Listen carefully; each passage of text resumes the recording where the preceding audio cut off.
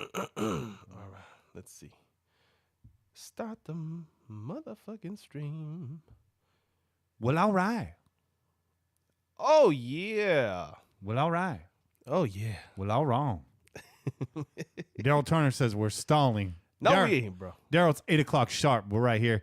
We're normally going to be trying to start at 7 o'clock, but we got a lot of things to set up tonight because, as you guys know, we are taping the Crow's Nest podcast.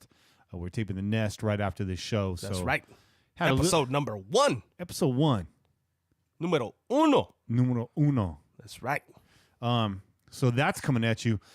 Just to let you guys know, again, this is a soft open. If this is your first time here, we will start the show proper here in just a couple minutes. Hang with us. We get a eyeball on who's on the chat. TK's on there. What's up, TK? Thanks for subscribing today. Appreciate that. Yeah. Hardcore Raider. Raider Rich is in there. Shorty V. Alan Homer. Noe De Leon. What's up, Noe? What's up, Noe? What's good? Hope you got your sweater on. Hope you got that sweater on, bud. Of course, 808 Raider in Paradise. That's our boy Sean right there. Dart Lot in the chat. I see you. The good doc as usual. We appreciate you. Pete is in the building. TNT Farm is in the building. Diego, I see you. The Raider Critique, man. Raider Critique. Good job. Saw that you're doing your podcast and whatnot. I saw your post on Twitter the other day. Everybody go over there. Follow the Raider Critique. Let's give him some love. Tribe Called Quez. What's up, Tribe? Yeah, I like that name. And, of course, our boy Vincent in the building. Grizz, a.k.a. Daryl, a.k.a. Grizz. You were Daryl Turner just a couple minutes ago. Yeah. Grizz Turner. We're just we're drinking some coffee. That's our boy Sean. Yeah. What up, Sean? Oh, no, he says he's got that "you goddamn right" shirt on right now. Yeah, you goddamn right you got that shirt on. That's right. I got my Alex Pardee shirt on. Yeah, one of my favorite artists right there. There you go. What's up, George? Dang, what's up, George? George says he's rocking that chest shirt too. Damn, you got your old Shay's starting his own wolf pack within the Pillage Nation. Yeah, I need to watch out, man. He says he wants to be the leader now. So. Oh, watch out now. Watch out. Don't be starting rumors, though. Co-leadership in this. Start rumors, It's a two-headed monster for sure. Should we get started, man? You already know it, though. It's about that time. All right. Well, then, let's do it. Yo.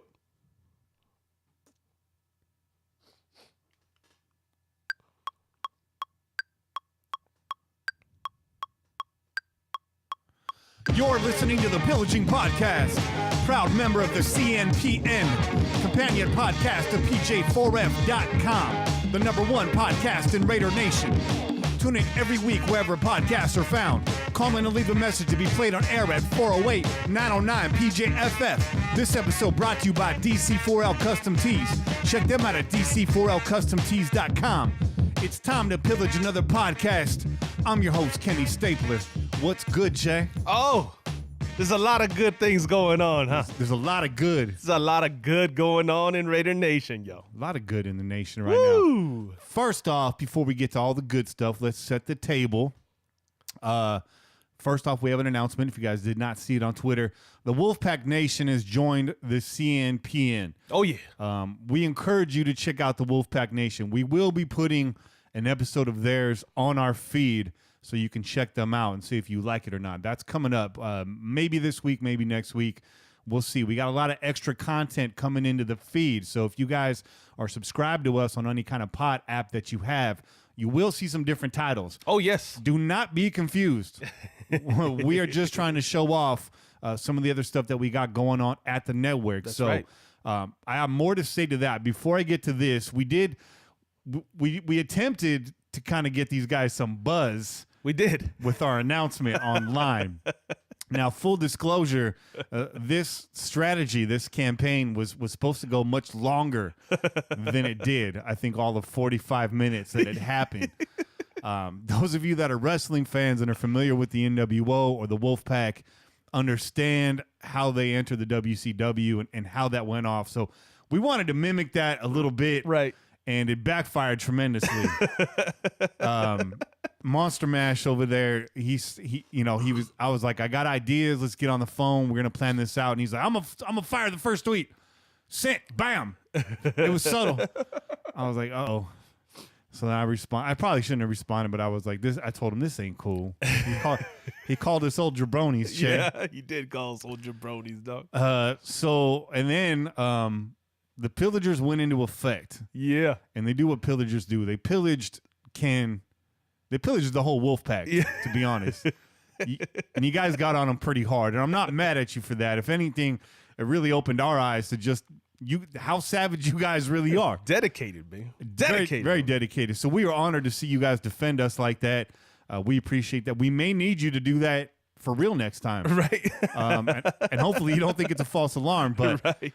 If you never caught the clarification on any of that, it was a ruse. It was all set up to kind of, play into the nature of their name. Right. And where they come from. But definitely check out the Wolfpack. There's something a little bit different, aren't they, Che? They are, man. They are. Like they're Raider fans just like you and I, right? Mm-hmm. So they're going to be talking that Raider stuff, and they're going to have a lot to say. As a matter of fact, their next guest is going to be the Violator. Yeah. Right? Yeah. The Violator is going to be coming on. You guys that are familiar with the super fans, you guys know the Violator. Mm-hmm. So he'll be coming on to talk with them a little bit about, his fandom and whatnot. And but they also got that little mix of wrestling, bro. Yeah. They got that little mix of wrestling. They talk about some of the TV shows or some of the off the wall stuff, off the cuff stuff that they got going on that they're into, man. So yeah. I mean, go check them out, man. You got Monster Mash Ken, Bobby Wasabi, Raider VC, and Bliss Chick. Yeah. They're doing the damn thing, man. They're doing the damn thing. Solid group, and between the four of them, able to land some guests. They got a pretty good lineup of guests coming at you. I think. Oh, yeah. Did they announce the other dude? No. I don't think they've announced it yet. Okay, so I won't say it. So we'll keep it under wraps. And then check it out. This last week's episode was with Leo Monkey. She's a big Raider fan, very popular online. Right. So not only they're going to be bringing in some legit like former players and beat writers akin to like what we do here, but also they're very, very, very big on fan interaction. So that's right. They will be bringing on big fans at anyone from, again, Leo Monkey to, your favorite Raider furry, the Violator. There you go. A guy that likes to wear costumes and, kind of like the face of Raider Nation. And you can't be mad at that. I mean, that's what we're known for. So, yeah. But speaking of extra content, update on the Nest, the Crow's Nest podcast that we are doing. This is a very off-the-cuff podcast. It is going to cross the line. It is going to venture into waters that are unknown. We're going to be talking about anything and everything under the sun for the most part. We're going to try not to get too political on that show, but a lot of talk about music for sure. The first episode, I'll tell you right now, is very hip-hop heavy, but that's not where it's going to stay. So if hip-hop's not your thing, stick with it. You may learn a couple acts that you actually like. It might change your opinion on hip-hop. It's true. But we're going to get into soul and funk and metal. And, you know it. All kinds of good stuff. So the reason why I say that is you will see the first episode show up on your Pillaging stream. So you're subscribed to us on Apple Podcasts or Stitcher, or you have the app. It's going to show up in your stream. It's going to show up as the Crow's Nest, episode 1, and you will see it there. It's got different artwork. It'll definitely stand out to you. Please check us out. At least the first episode is going to be in that stream until we can get the Crow's Nest a stream of its own. That's right. Which is already in the works. It just takes a couple weeks to get to get confirmed by like Apple and Stitcher and Spotify and all those. So in the meantime, so you guys can check it out and find it right away, we're going to put it in our stream. And again, if you listen to it and you don't like it, maybe it pisses you off or it's not your cup of tea, and you see it again there next week, just skip right past it. We won't be upset. But please stay subscribed to the Pillaging Podcast. So yes. The stream's not going to be random all the time, but we are going to use our stream to kind of try to expose you guys to some of the other content on the network as we move forward. That's right. Again, just a brief roll call rundown. We got the Ladies of Darkness who've been riding with us since day one. Despite their relaunch and their rebrand, it's the same show, getting better, definitely getting better. And then we got the Wolfpack Nation, and we got the Put on Waivers podcast hosted by J.R. Amato and Dwayne Douglas. Yes, who's been on the show now a couple times. We've been on his show a few times, so you should be familiar with him. So check him out. That's an all sports show: NFL, NBA, MLB, all the biggies. Dwayne's a Raider fan, so you're gonna hear Raiders talk on there. So don't act like you're not going to get your Raiders content. You will. And then coming soon, and it's going to be in our shout-outs, is the Blackout Podcast. That's right. With your boy Sean. Your boy Sean. A Wahoo Raider. So follow him on Twitter if you're not already. It would appear to me that all of Twitter is already following Sean. Is it right? He's got a great following. He's really good at interacting with his folks. So make sure you check him out. I believe he's going to start by periscoping. And we're going to try to get him back on the show here a little bit more before his show proper launches, just so you can get a little bit more familiar with who he is. What up, Javier? I see Javier right now in the chat. I know What Javier. up, Jav? I know Javi personally, bro. He's a good guy. He's a good Raider fan. He's always coming to my desk on Monday morning. Hey, is this true? Is this really happening? Yes, it's true. We are the best. Ain't no lies there. Yeah, no lies. We catch no L's. No L's No on the L's, show. though. No L's. But that's pretty much it on the nest, right? That's it on the nest, though. Okay. That's it on the nest. Also, brand new, follow me on Twitter at Kenny Stapler. Oh, yeah. Oh, Yeah. yeah. I had to create my own account because I saw somebody went ahead and created a burner account for me, which got me very concerned and very flattered. I'm still trying to figure out who that is. Yeah. Yeah. Follow along if you can help me figure out who it is. I will give you something. I don't know. We'll figure that out. But you can follow me on my own personal account. I'll be cutting loose a little bit more over there.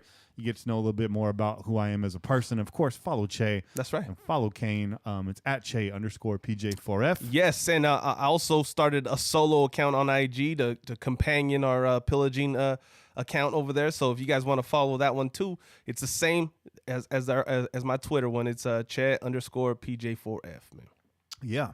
And then at KaneMT6 on Twitter. That's right. Of course. But make sure you're following CNPodNet on Twitter to get all the content as it comes out. We really appreciate you guys supporting that account, especially. Oh, yeah. And then, of course, we got the Crow Podcast account, which would be for the Crow's Nest. But that's a different show. We'll talk about that there. Tonight's guest is none other than Angry Trask from the Ladies of Darkness. Oh, yeah. At first, he didn't want to do the 2-minute drill. Then it was like, you're stalling. I want to do the 2-minute drill. I was like, all right, you're doing the 2-minute drill. She's like, shit. Don't call us out. Don't call us out, man. So I'll say this right now, and we'll say it again when she gets on here. I had my hands full this weekend. I was out and about. You want to find out what I did this weekend? Tune into the Crow's Nest. Oh, there you go. I'm not going to talk about that right Oh, now. pull them in just enough. But shout out Keep them on the hook. Shout out to Che for drafting 9 brand new Raiders questions for you, Angria. Uh-oh.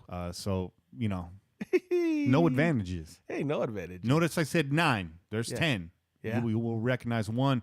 And, of course, 8 in your wheelhouse and 2 completely random questions. All brand new questions and answers this week. All brand new.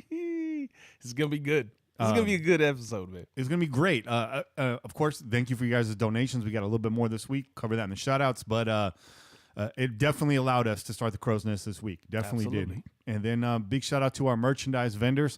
One Nation Fanwear. Make sure you check him out.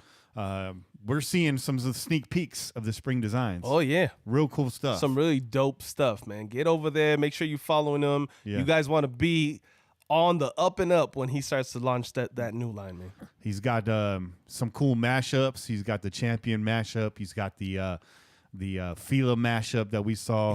Yeah. A lot of real fresh like streetwear. And of course, DC4L, get your you goddamn right T-shirt. You're damn right. And your stalling T-shirt. Yeah. Get those. Get those, man. And of course, get the pillaging tees and the sweaters That's and right. all that. That's right. So That's right. That's right. I've been wearing my pillaging hoodie a lot under my jacket. Yeah, man. It's cold, man. It is cold and it's wet. Yeah. We get that hood. We got the window cracked tonight though. We do. So if you It's a hear little warm in here. hear that rain in the background, Yeah. and you're feeling a certain kind of way, It's the quiet storm. it's the quiet storm. You should have that lightning, dude. Fucking thunder right now. Yeah, KPJ4F, the quiet storm. Ain't nothing quiet about this show. Hell no. Before we get into it, Che, you sound a little bit under the weather, brother. Yeah, man, I'm a little sick. As a matter of fact, right before we decided to get on there, I was like, you know what, man? I can't do this. I got to run out to 7-Eleven and get that Afrin. I had to go get that Afrin, man. I had to get a couple shots in the nostrils, make sure I'm cleared up a little bit. So I'm breathing a little bit better. Good. A little bit better. Good. It was pretty stuffed up, man. When I first came in here, your boy Kenny was like, oh man, you pretty stuffed up, huh? Yeah. You sound Yeah. pretty stuffed up. So I had to clear it up a little bit. And don't forget that Sudafed. And the Sudafed. Yeah, he hooked me up with the Sudafed. Yeah. Every Your boy 4 Kenny's hours, dog. Your boy Kenny's over here looking out all the time, man. I'm trying, man. I was Trying to keep me well. I was all out of Afrin. I went in my last batch of meth. Just kidding. I don't cook that. No. Somebody said the other day on Twitter, name one thing white people cook better than others. And that was the response. I was like, damn, that's savage. Anything else we need to cover before we dive into this meaty episode that we got? Oh, you already know.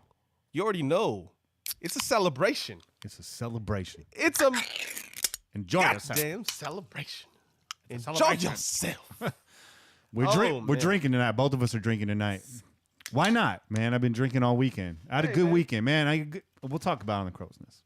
Shout out to my boy Sammy Quasar. Oh yeah. So today, I had to go in and grab a couple beers. But you know what, man? I'm only gonna be releasing one on the Pillaging Podcast.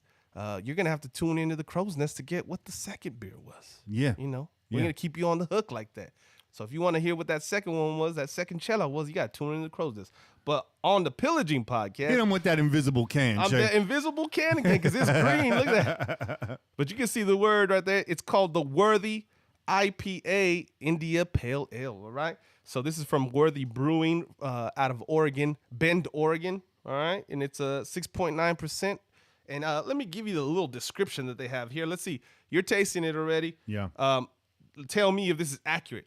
It says, well balanced, awaking your senses with hints of tropical fruits, citrus and pine from the double dry hopped Oregon grown Centennial, Meridian, and Crystal hops.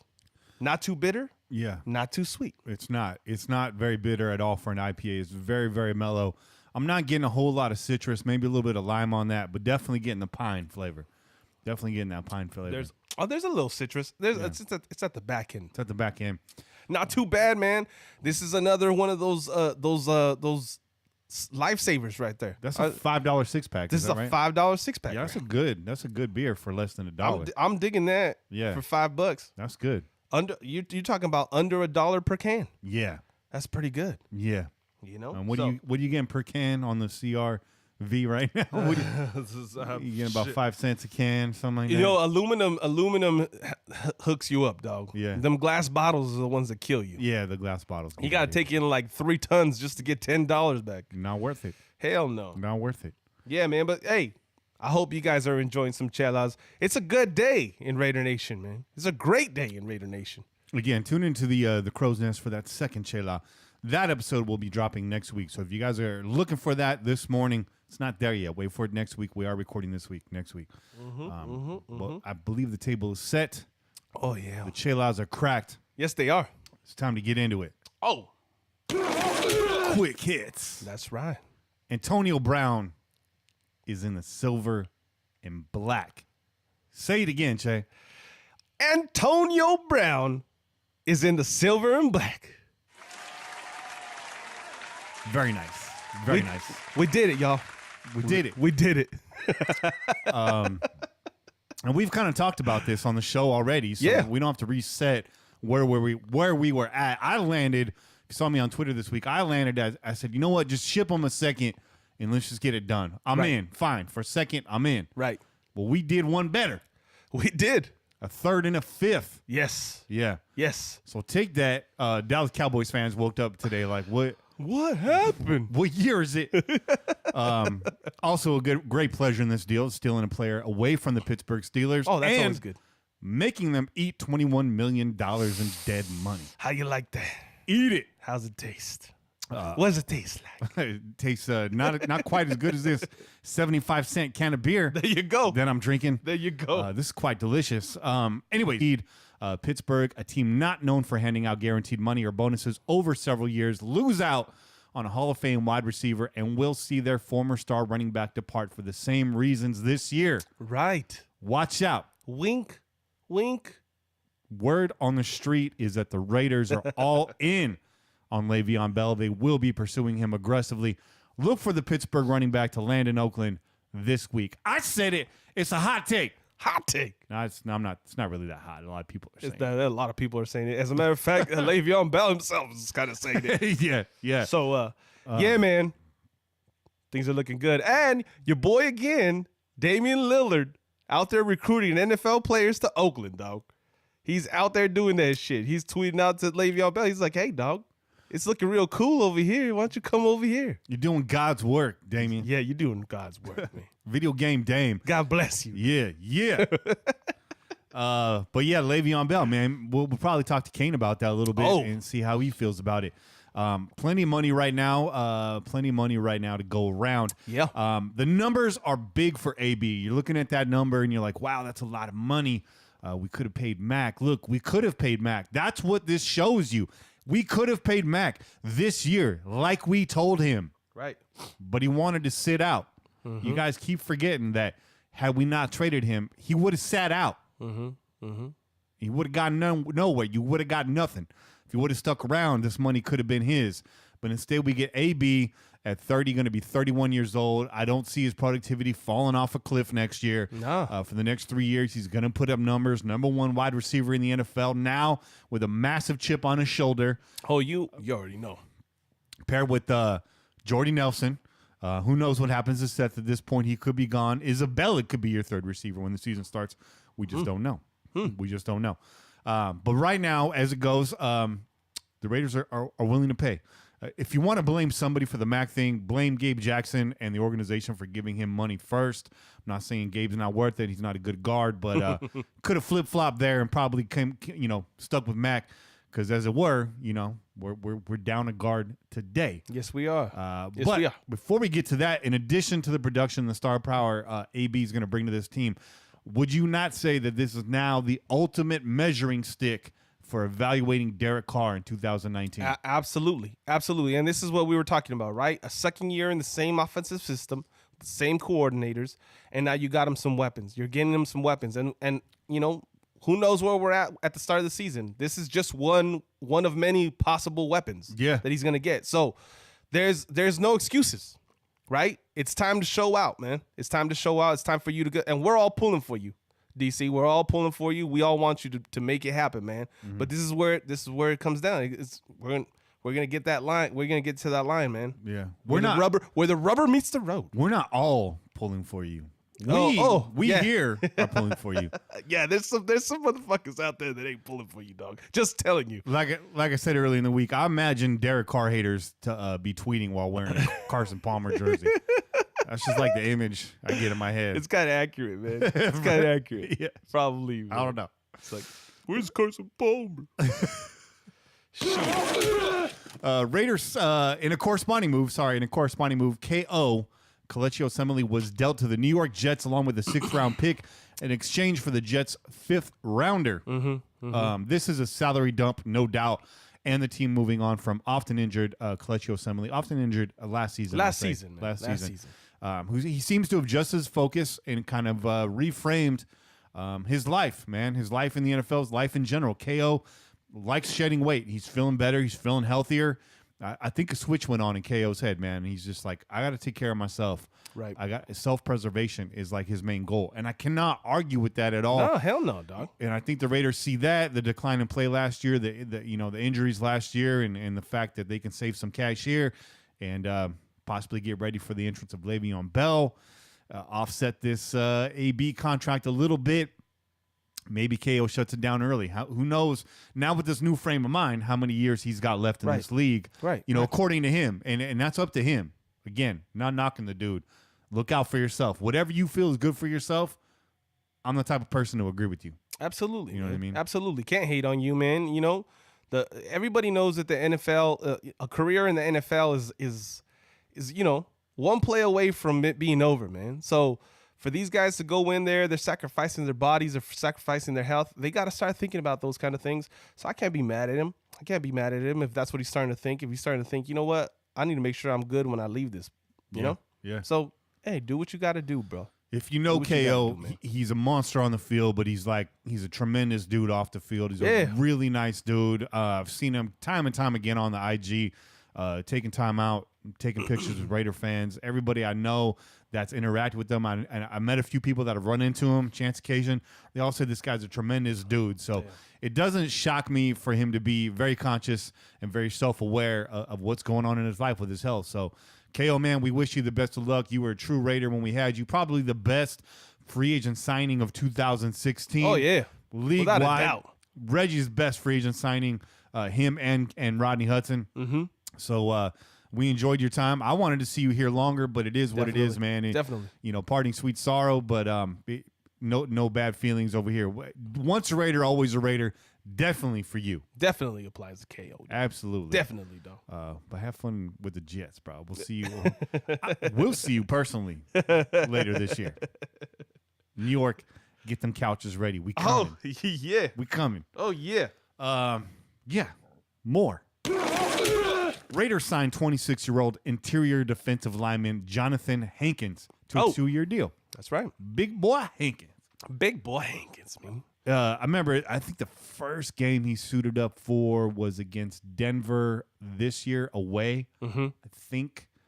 And I recognized him immediately because I was like, that's a big dude. Yeah. I was like, I saw the... Now, he made his presence known. Yeah. He made his presence known. You're like, oh, who's that guy? Who's that guy? And we had signed him, and who was the other guy? I can't think of his name right now. Mick something? No, Chris or someone with the C. I don't know. Yeah, I can't think of it right now. Okay. I knew you were going to pull that shit on me, Che. Hey, a little payback for last week, man. You kept dropping these random ass questions on me. I wasn't even prepared for it, dog. Like I'm on a 2-minute drill and shit. But no, man, your boy came out and he made himself It's Clinton. I knew it was with a C. Clinton McDonald. There you go, McDonald. Clinton I knew McDonald. his last name started with a Mick something. Yeah. Mick something. You said Nick. It's Mick. It's Clinton Nick Donald. I didn't say Nick. I said Mick. Oh, I thought you said Mick. Okay. Nick. hey, Anyways, bro, your Nick.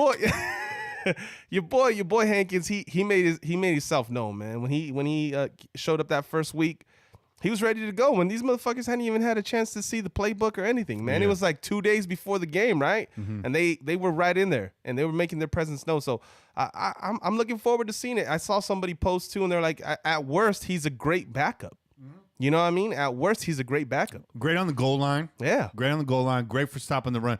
He's a big dude, man. He takes up the A gap and half the B gap. You know what I mean? He's like 1.5 players on that line. You need guys like that. Alan Homer just called it out right now. Jelly's crap on the goal line. Oh.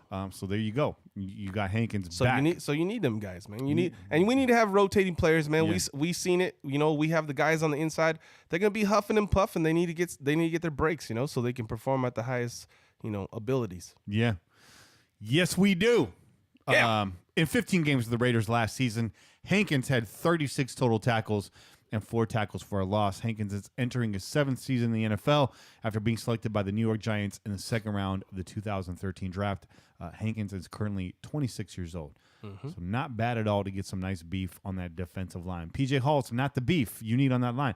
Mo Hurst, his job is something else. You need multiple dudes on the interior defensive line. They're not all the same. Right. This ain't 1995, y'all. No. This ain't Madden, y'all. No. So it is what it is. In corresponding moves, Raiders placed tenders on some of their restricted free agents, and one of them got a contract. So 2nd round tender on Darryl Worley worth $3 million. 2nd round tender on Jalen Richard worth $3 million. And originally, they were going to place an original round tender on safety Eric Harris, but that was waived in lieu of a new contract that will pay Harris $2.5 million guaranteed this season with a maximum of $6.5 million over 2 seasons. So Eric Harris solidified his spot in that safety rotation, that secondary, hoping, all due respect to Eric Harris, hoping he's not the starting safety week 1. The safety market is out there.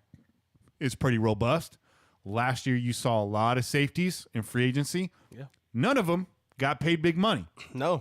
And I'm hoping it stays that way this year. Well, we'll see, because you already know your boy out of Seattle, he's looking to get paid, especially with his recent injuries and stuff like that. He's got to look out for his well-being too. You look, Earl Thomas, man, that's a name right there. When you say the name Earl Thomas, that sounds like a Hall of Fame player. It just sounds like it, bro. Your name's Earl. If your name's Earl, that's old school smack 'em name. Earl. Yeah, Earl. Earl.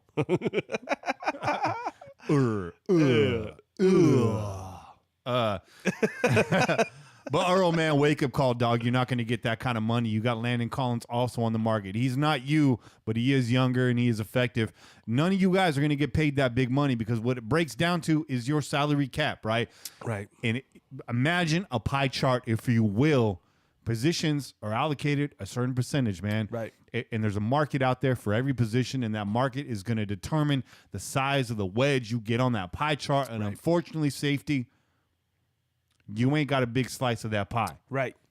Right. It ain't 1976, Right. you know, Right. where you might have been lucky to land that big fat $150,000 contract back in 1975. But you know, and safety's like my favorite defensive position. Oh yeah, man. Just because of Jack Tatum, my favorite Raider player of all time, who I didn't even really get to see play all that much, man. Just going back and watching film and knowing Jack Tatum, and that's what NFL films are all about. that's what it's all about. That's what it's so all I'm just saying, like the safety, that's my favorite position. You get to intercept the ball, you get to lay hat, you get to smack them, you get to punish guys over the middle. The safety for me is what it's all about in Raider Nation. And we need one bud, so let's get one of these guys out there. Eric Harris, you're in the rotation, doggy, but you ain't the man yet. But we like you. We fuck with you. Yeah. Fuck. Heavy. Heavy Barrel. Shout out to Heavy Barrel, old school video game. Tune in to the Crow's Nest for more about Heavy Barrel. Oh, there you go. And last but not least on this list, kicker Daniel Carlson. Carl. And Jason Kabinda were tendered as well. That's right.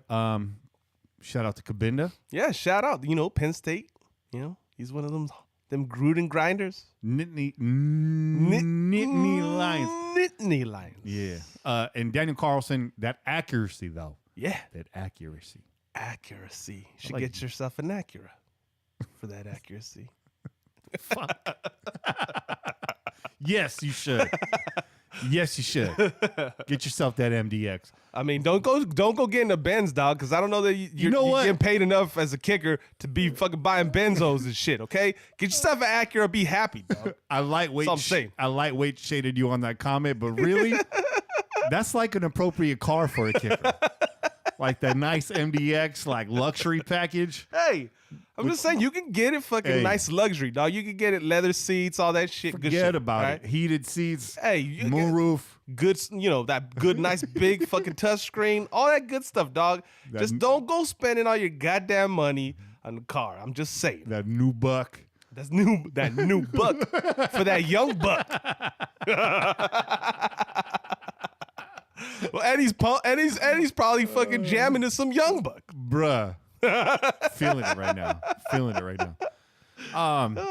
Shit. Silver and Black Facts this week. We're not going to do Silver and Black Facts this week. Mike, shout out to you. Appreciate you.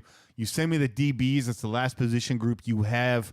But in light of the fact that we signed Antonio Brown, and KO got shipped off, this week it ain't gonna. We're not doing it. We're gonna bring in Angria. We're trying to keep the show nice and tight. We got a second podcast to record tonight. But we will do the DBs group next week. But I feel like with Angria and with Kane coming on, we're gonna talk a lot. Oh yeah, we just set the table. Those of you guys that are watching live right now, you're like, man, I wish they would have talked more about AB. It's over now. Oh no, it's not. No, it ain't. No, it ain't. No. No. No, we're coming back around. It's gonna come right back around a couple times though. Yeah, this was just the strip tease. That's shit. Angry's gonna come on and finish you off real quick. All right. Let me just stretch after that comment. Angry, all due respect, you got a real raunchy sense of humor, so I can get away with shit like that. This is true. Because you're my sister. For real, Angry is my sister. We talk about so much shit off topic. Like, she's my sister. Yeah. A lot of respect for that lady right That's there. the fam. That's a Crow's Nest family. That's why we're trying to get you guys to listen in, man. Huge. That's it, man. Huge. So, Angry's going to come on. She's going to get that 2-minute drill. She can get everything she has for. Oh, yeah. We're going to talk to her about Le'Veon Bell possibly landing in Oakland. Obviously, AB. And I know it was funny because we're in the group chat today, and she was like, they better not let KO go. I know. And the Raiders are like, oh, what's that? 2 minutes later. What was that now? Oh, what'd you say now? What'd you say now, Chuck? We're going to trade him. You know that's right. And that's a for show right on. Make sure you follow your boy. Yo, follow Spice Adams, dog. Yeah. You know, you already know, That's man. the funniest dude. Right Follow now. that dude. That dude's hilarious. Hey, and big props for him getting Cream Bigums on the new yeah, NBA game. Kareem Bigums, dog, is on that NBA Live, dog. Shit. I wish I could reach those heights. But we're gonna continue talking about AB and KO and the possibility of Lev Bell and all this good stuff when we come back. But for right now, take a short break and we'll be back on with Ms. Angry Trask. That's right. Chill. Peace.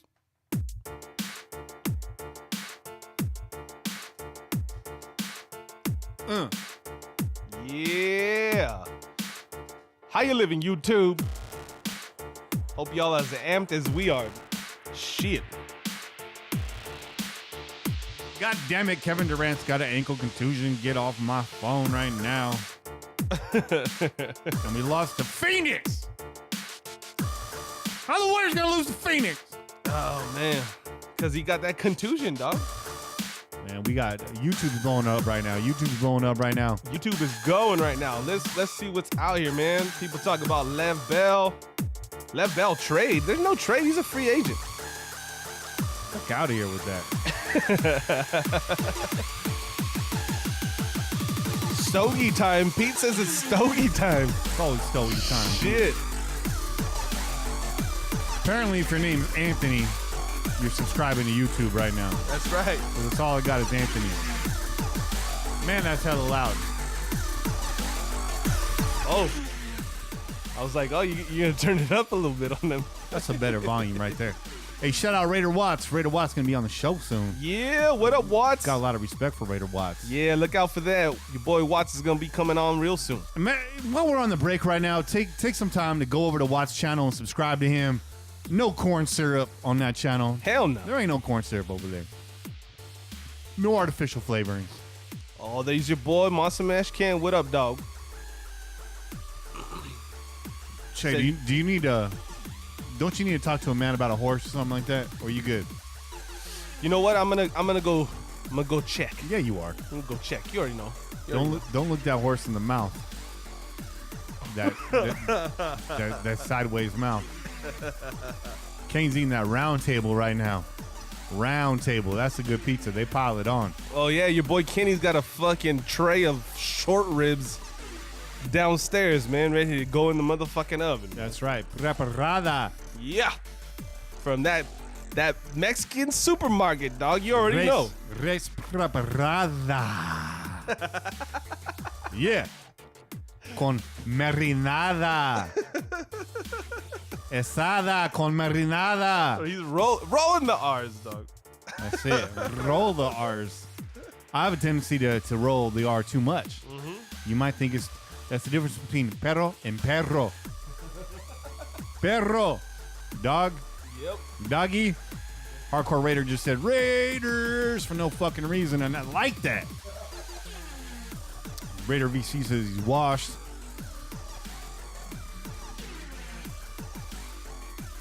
Raider Critique, I haven't checked you out yet, man, but I'm going to check you out. For sure checking you out. Got a lot on my list right now, but I've seen you. I'm going to check you out.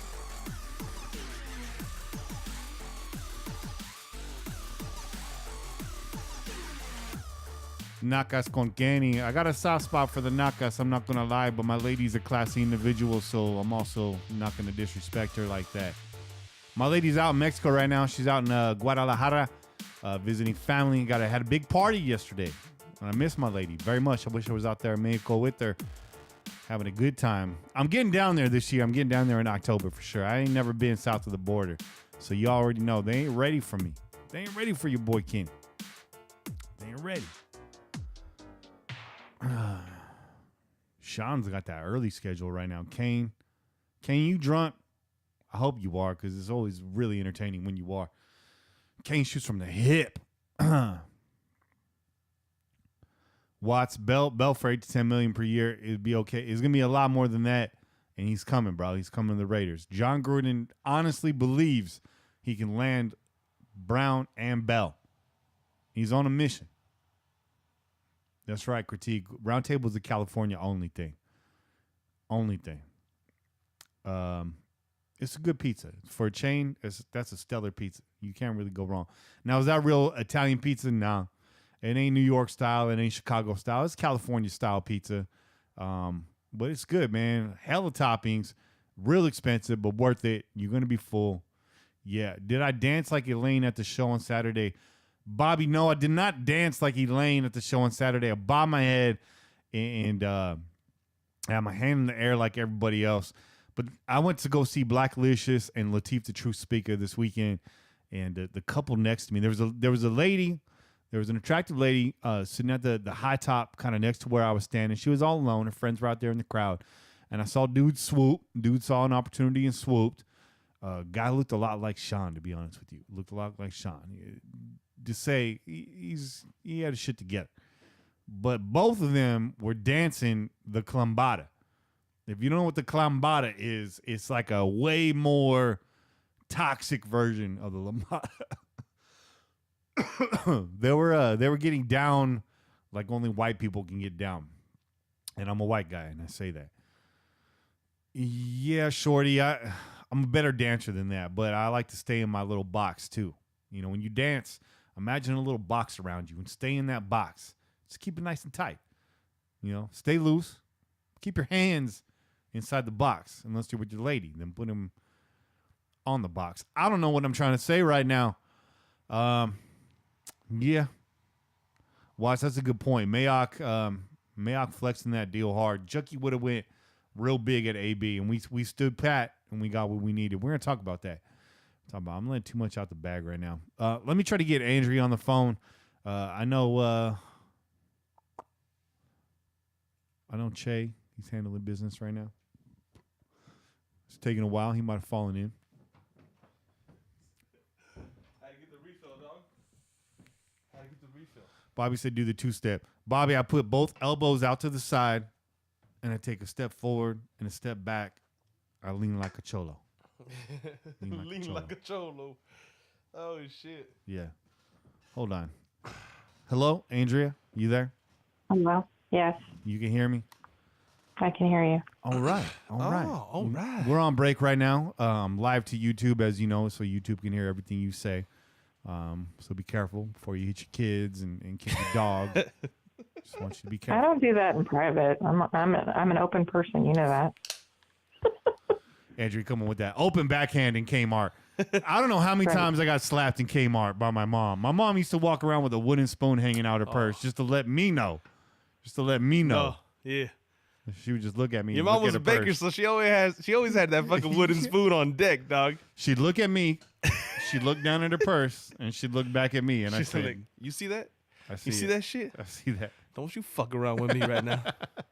You fuck around with I me." gotta say, there's a reason that Alaska has no Kmart's anymore.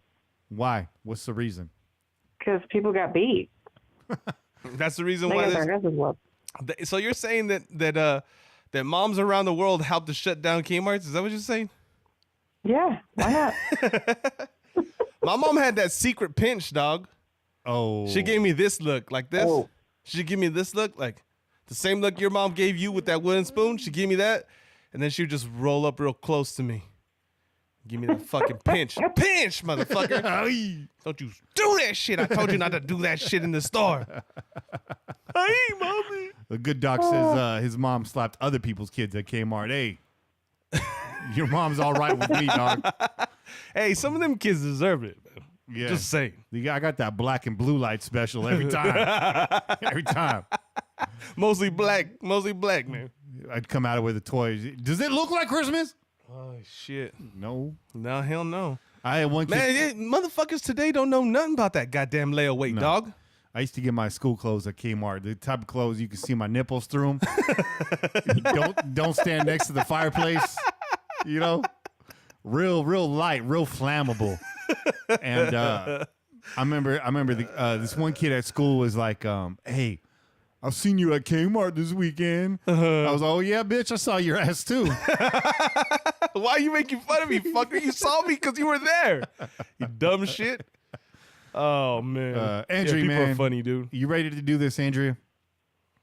Yes, sir. Andrew's just like, She's like, oh these shit. motherfuckers are on one. They turned up. Hey, you got to turn up. You got to turn up. You already know what happened in the news. Come on. Speaking of I'm which, exhausted from the last 12 hours of Antonio Brown news. Oh man. speaking of which, you got another. Oh, fuck You yeah. got another 75-cent beer over there for me. You know it, dog. Come on. All right, I ain't coming real quick.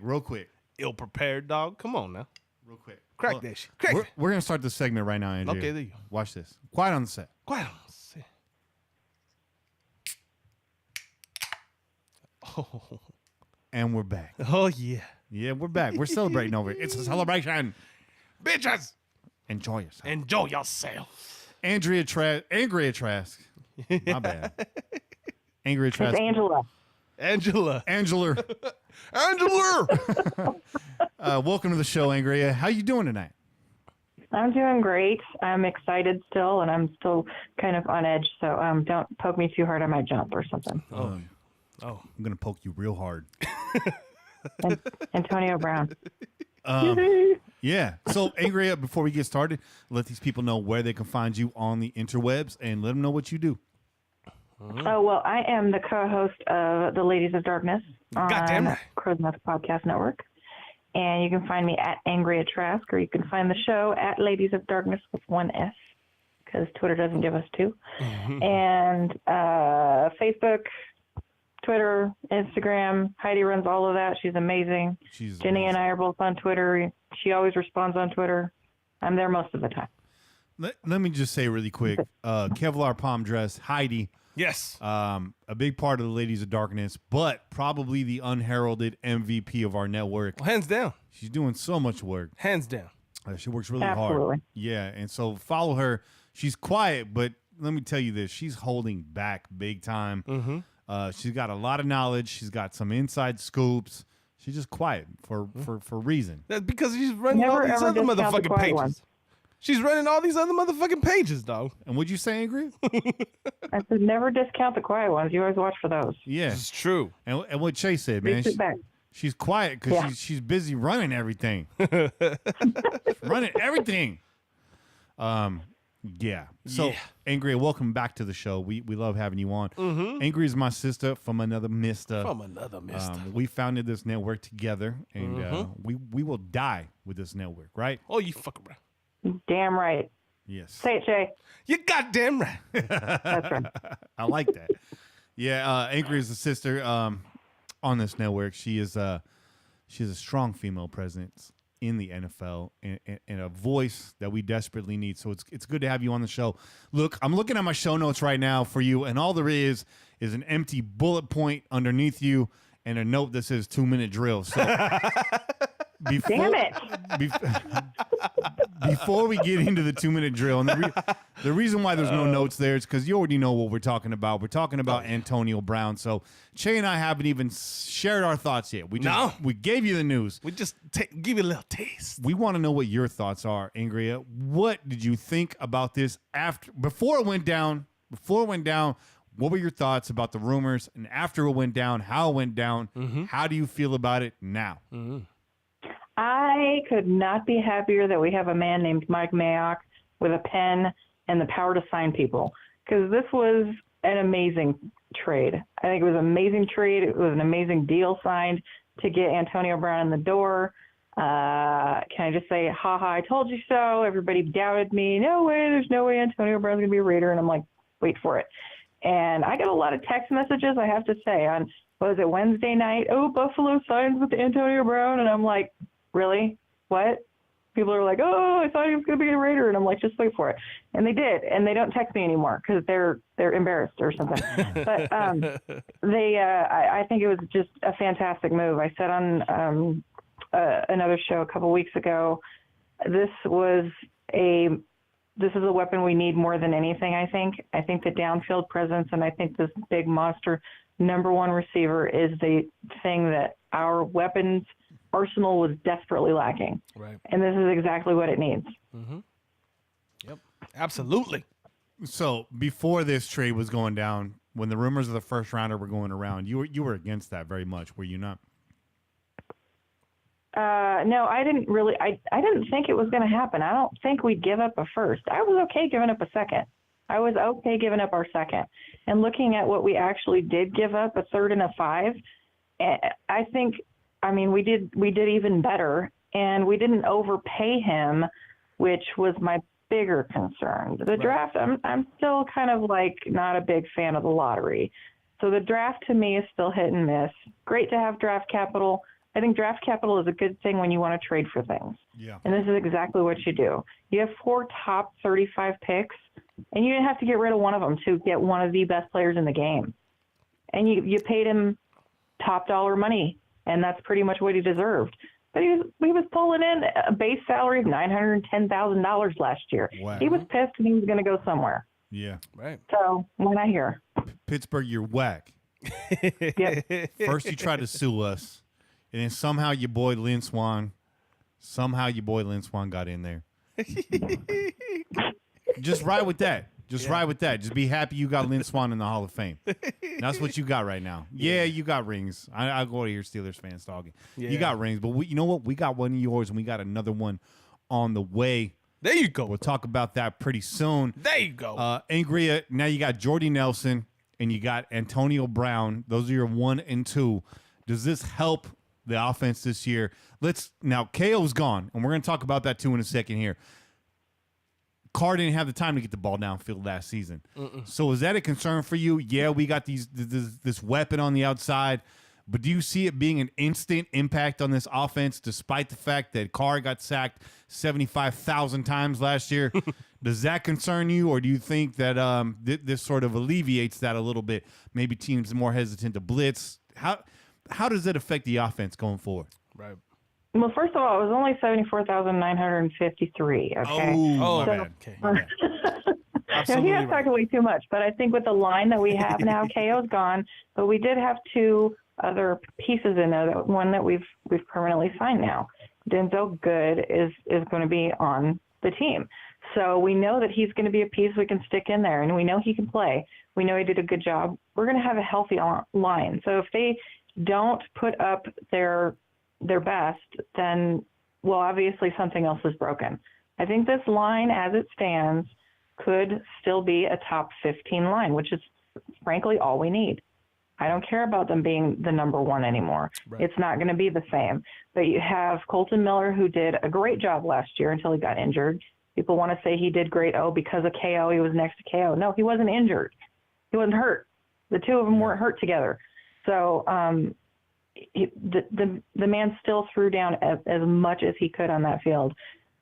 We got a right tackle situation that we still have to solve. Apparently that is one that we could never, ever solve. That's how do you solve a problem like Maria? The Raiders don't know either. So as long as we can keep those other 4 solid, then Derek's not going to have a problem. But all we need is a pocket. That's all I want is just a pocket. Now, just a pocket for him to live in for a little bit. I mean, more than 0.2 seconds. I tweeted out earlier in the week with all the Derek Carr trade rumors that were out there, Derek Carr being shopped at the combine and all that, which we knew was bullshit. I talked about the guy being overlooked right now. It's KO. He could be cut or he could be traded. He might get dealt. A lot of people said he won't be traded. He's not trade worthy. That's not going to happen. They're just going to cut him. He got traded. A lot of a lot of mixed feelings there. But I do know in the group chat today, Angria, you were like, they better not trade KO. And approximately 30 seconds later, KO got traded. So what was your gut feeling after that happened? What did you think about that? Fuck you for that, VC. Thank you for the news. I was pretty pissed. I mean, I never ever said don't. Like if they were going to get rid of, I didn't ever want him cut. I didn't want to get rid of him, period. If they're going to get rid of him, though, trade him. That's better than losing him. You got something for it. And that's exactly what I've said every single time we've made a trade. At least with Mac, we got something for it rather than him sitting on his ass all season and collecting paycheck. Thank you. At least with Amari Cooper, we got a first-round draft pick. Yeah. Damn, dude. That's pretty handy. I'll take it. I mean, get something for it, and it doesn't hurt as much. It still hurts because I love KO. I think he's great. I think he's just a physical specimen. When he's on, he is on fire.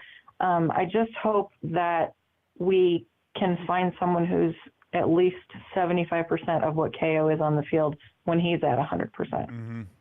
I thought the Denzel Good signing was great. Was not just good; it was great. I thought Denzel did good last year. John Feliciano, Fat Klay Thompson, he's a free agent right now. Angry, do you see the Raiders bringing Feliciano back? Obviously, depth was an issue last year at the interior position, with Feliciano being the only guy back there, and now even a little bit thinner. Do you see John being back in the fold next season for the Raiders? I don't know. It depends on how much he wants. I think if he asks for ridiculous money or starting money or an opportunity to start, they're going to let him walk. Yeah. He does not do good in a starting role, and he's proven that time and time again. Yeah, and I'd love to have him as a depth pick, but that's it. And with KO gone, I see a lot of folks saying, Feliciano's going to step in. Right. One, like we just told you, he's not on this roster right now. He is a free agent, effective right now. That's right. And if he does come back, I think you agree with me on Angria and Che. Denzel Goods is starting left guard on this offense. I think so, man. They've already paid him. They've already paid him, right? Yeah. So that tells you what they're thinking. Yeah. Yeah. So, it is what it is. Denzel got that money. John, obviously, he got that money before the free agency started. So that's unfair to compare to John. But we'll see if John's back. If not, got to get another guard in there. If not, through free agency, through the draft. I think you're going to see several linemen drafted April 25th. April 25th. Oh, yeah. I think line is going to be a big focus of this draft. And I know lineman, that's a boring pick, but you'll be kissing that lineman's ass. Oh, yeah, you will. As we move forward and you see Derek Carr with a nice pocket around him. So. And you're going to want to buy them motherfucking jerseys, too. Yeah, you might. Shit. You might. I feel like you need to be a big boy to wear like a lineman jersey. That's not true, dog. No? Nah. You see like a little Wasabi wearing a Wisniewski jersey and hey, be all right with that? Wasabi likes to wear a Howie Long jersey, dog. Yeah, he do. So, Howie Long was a big boy too. Yeah. He wasn't thick around the waist or anything, but he was a big boy. By the way, Wasabi, if you're going to wear that long jersey, flat top recommended, flat top required. You got to have business in the front, party in the back, dog. Okay? If not, you're not coming hard enough, dog. Yeah. Angria followed the rules when she rolled out this year. Her and her son were sporting mullets proudly. Proudly. Now, is that just an Alaskan thing, Angria, or? No, that was just for you guys. That was out of respect. That's good. Just for you guys, yeah. Respect. Appreciate that. Respect. Appreciate that. So KO's gone. That frees up quite a bit of money for us, not only offsetting the AB pick, but like I've been saying, Le'Veon Bell's going to be a Raider this year. What do you think about that, Angria? I like it. I like it. I like it. Let me have it. AB and Le'Veon Bell reunited again. It feels so good. Le'Veon Bell's one of those transcendent kind of players. And I heard an interview today about how you don't know how he's going to be when he steps on the field because essentially he's taken a year off. Well, you know what? I got to look back at Marshawn Lynch. People want to complain about him and his numbers he put up, but look at what he did with the team that he had. Dude stepped back on the field like it was nothing. Right. And Le'Veon Bell has been just an amazing player. He has this style about him that is unmatched, and he's a great blocker. He's great at receiving out of the backfield. He's an amazing runner. He's confusing just to play against him. I can just see how defensive backs, how linemen, how all of the defenders, even some of his offensive linemen are kind of confused. Like, is he going to go? Is he going to go? Oh, there he goes. Shit, he's gone. So he's deceptive, and I love it. I would love to have him on the team. We have a lot of money. This is a problem we don't have very often. Let's take advantage of it. Yeah. We need it. We need it. And if our offensive line is that bad, then we need somebody who's willing to throw down in there. He's going to go in there and chip, and he's going to, lead block and do what he needs to do. Yeah. Yeah. In other words, Angry is telling you, Lev Bell's a motherfucking problem. He's a big problem. He's a fucking problem. He's a big problem. He'd be a perfect fit for a John Gruden offense. So, by the way, shout out to your boy Q. He does his radio show down there in Texas. He also does every single day the Locked On Raiders pod, which has now become a part of my daily routine on the way to work. There you go. Is listening to that and listening last week here. He had they had Benjamin Albright on their show, their ESPN radio show out of Texas, And I know a lot of you guys have feelings about Albright, take it or leave it. He's been wrong. He's been right, whatever. But Albright said, it's not a secret amongst anybody that was at the combine or anybody that's in this business that John Gruden honestly, confidently believed he could land both Brown and Bell this offseason. He got one. The next is on the way. Trust me. Book it. Le'Veon Bell's going to be a Raider. Yeah. Whether you like it or not. We got money to spend.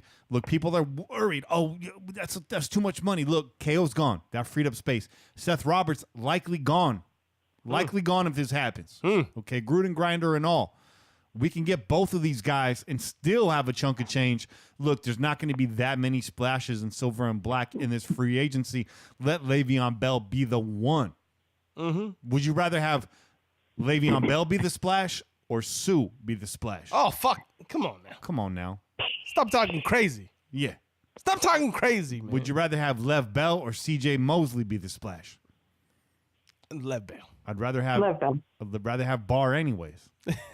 So there you go. So that's going to happen. Trust me, that's going to happen. Angria, let's talk a little bit about you for a second. Now, the fans, the pillagers, they love the Pillaging Podcast. They love the Pillaging Pod. They love them some Pillaging Podcast.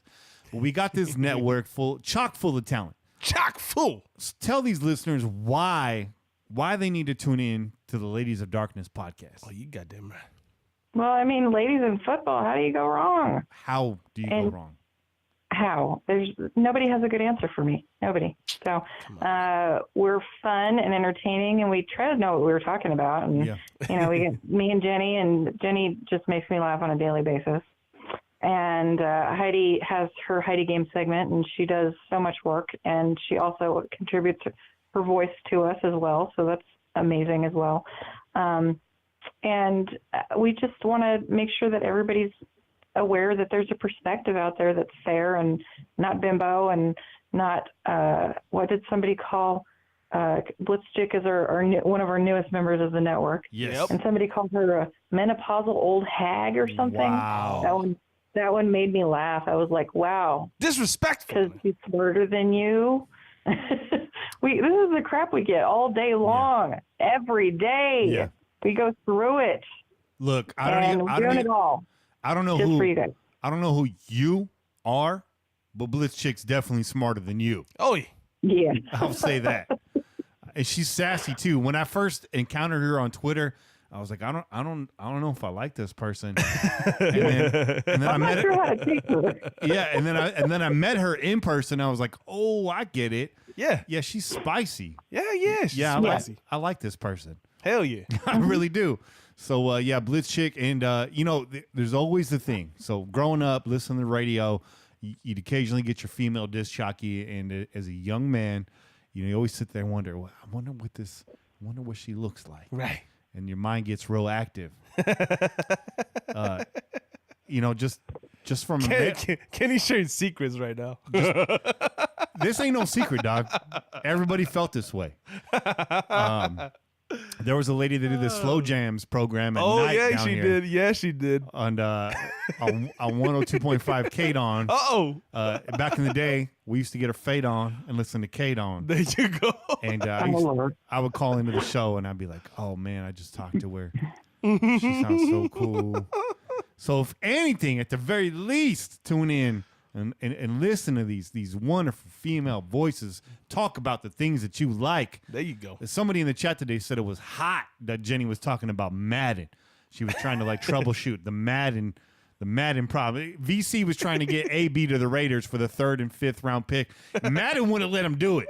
Madden said, "You're fucking crazy. I like you, man, but you're crazy." Hey, you like the right team, though, but you crazy.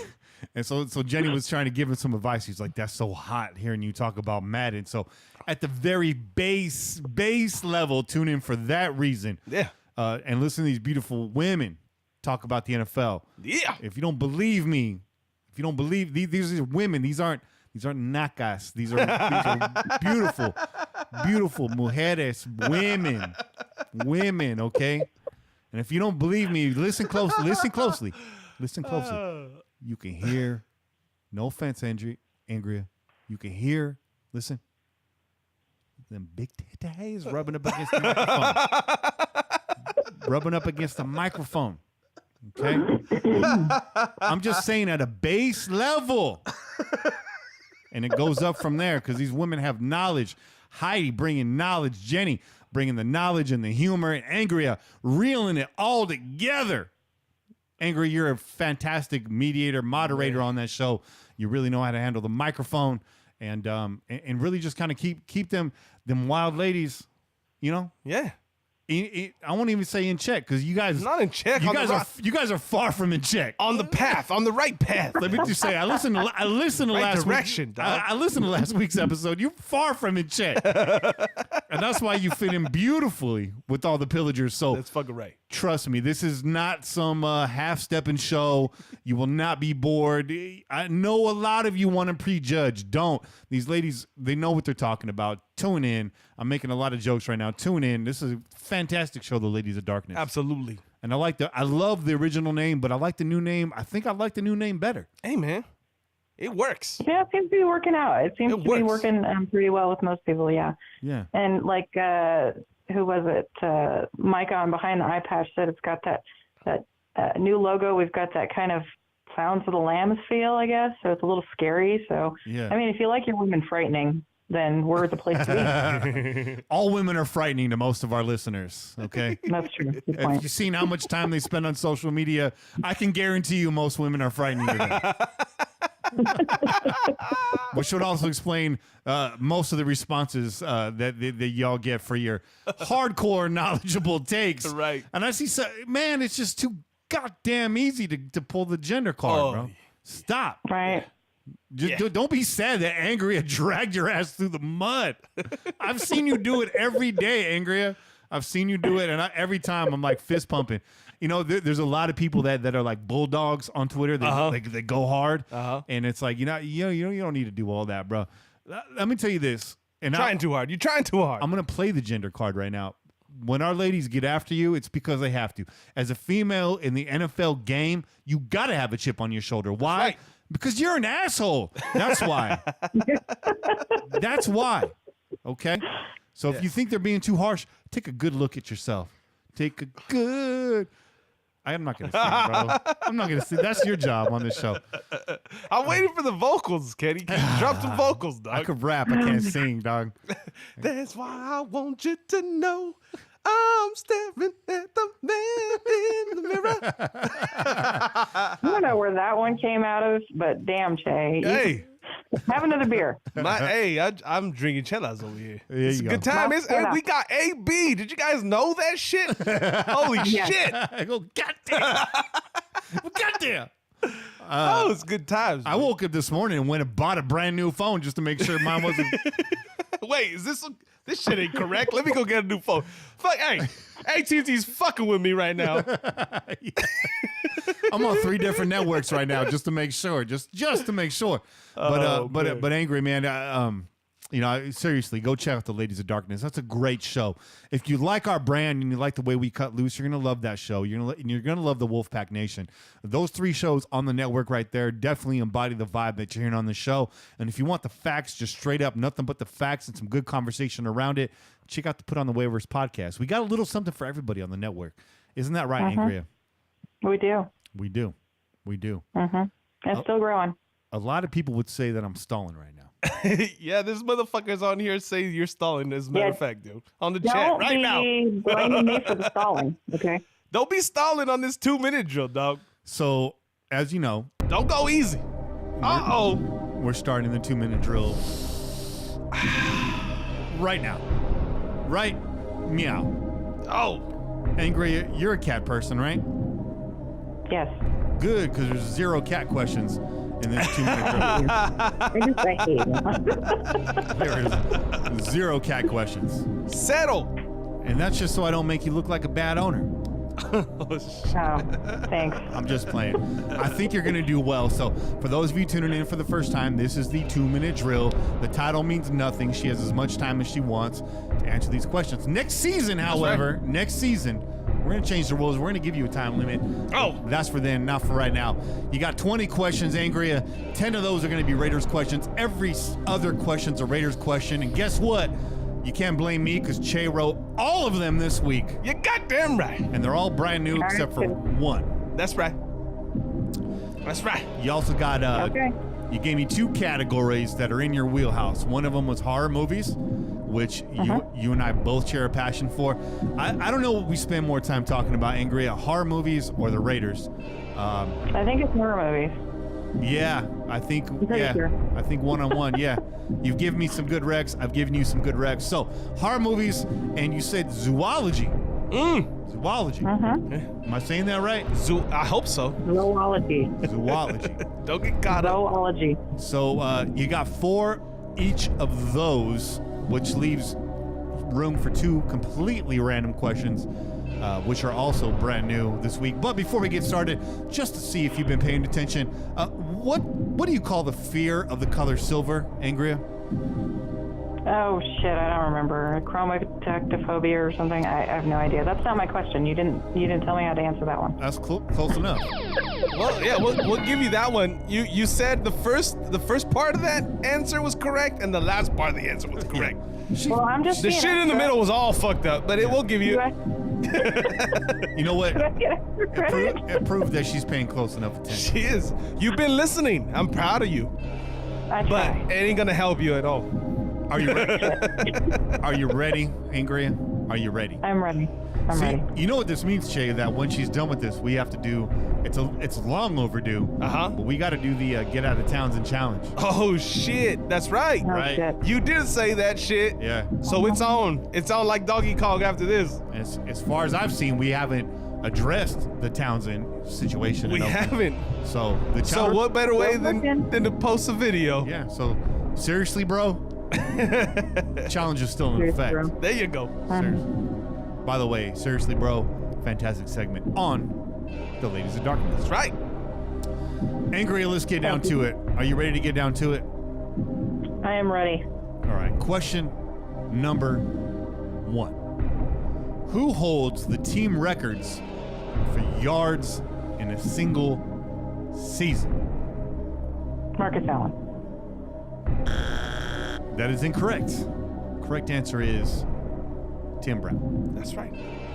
Oh, did you? Oh, okay. Timmy I thought Brown. you were talking about running back. I'm sorry. I thought you were talking about running back. Yards. okay. Pure Yards, just yards, just yards. unadulterated Yeah, just your Okay, okay. pay attention, Angry. yards. Okay, I'm attention. sorry. I'm sorry. You can ask him to read the question again. Goddamn Okay. That would be Stalin. it. That would be Stalin, but you can ask him that. Question number 2. What horror movie features a serial killer wearing a mask inspired by an Edward Munch painting? I like that one. I know that one, but I like that one. Well, So I would give you this props for could that go one. 2 ways. So I'm gonna go with Halloween. Oh, That would be a William Shatner mask. that's right. William Munch is an artist, and he's most well known for the painting Scream. Exactly. However, I'm gonna argue with you, Che, because that was not a serial killer. It was a pair of serial killers. Damn it. Oh, well, Misleading. all right. Disqualified. I see what you're saying there. I would just go with what I knew. Look, I'll give you a deal, Angria. If you get 13 right, I'm going to count that as a half point and give you the title. Oh How shit. about that? How about that? Oh shit. How about that? All right, deal. Next question. In 2016, Derek Carr passed for a Raiders record 513 yards in a single game. Who was their opponent? Ooh.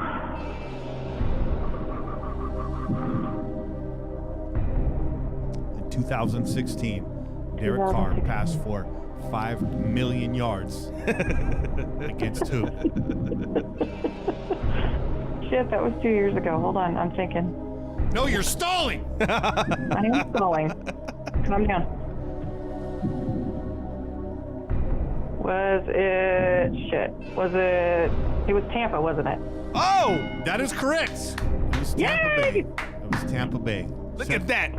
Look at that. Your boy Seth Roberts caught the winning touchdown. That's right. That's right. That's right.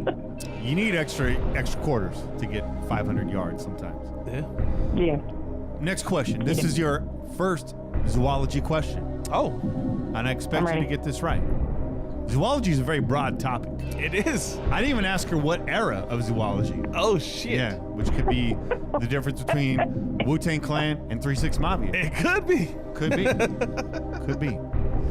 What is the largest living species of lizard, Angria? That would be the Komodo dragon. That is Oh! correct. That is correct. The Komodo dragon. She knows your zoology, dog. That's why it's a wheelhouse. Pump the brakes. That's one question. Dog. You think I put the hard one up I'm front? okay. All right, next question. Raiders question. Back to the Raiders. Back to the silver and black. From 1973 through 1978, the Raiders met Kansas City 11 times. Mm-hmm. Out of the 11 times they met, how many games did the silver and black win? That's a good question, Chase. 10. That is correct. Bow! Bow! You got 3 out of 5 right now. You're batting above 500, Angry. You're doing really well. Yay! You're doing really well. Back to our wheelhouse. Our wheelhouse. Horror director John Carpenter wrote and directed his first film in 1974. Name that film.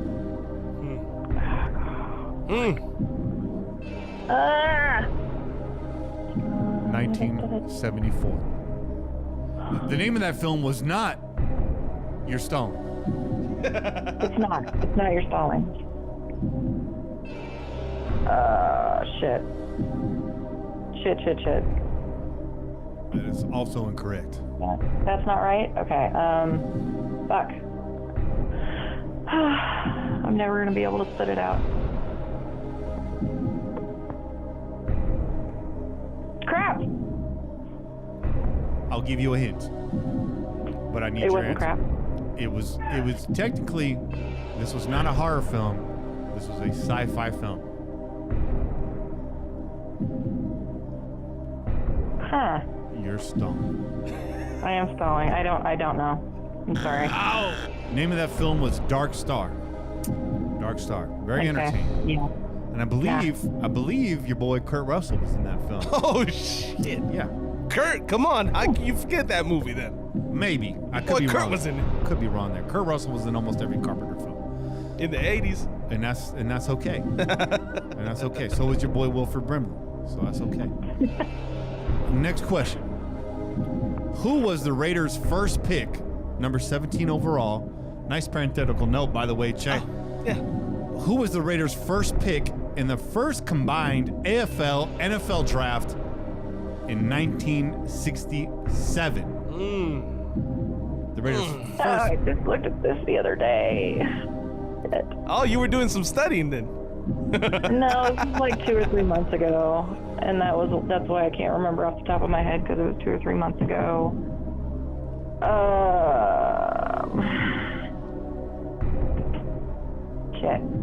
Shit.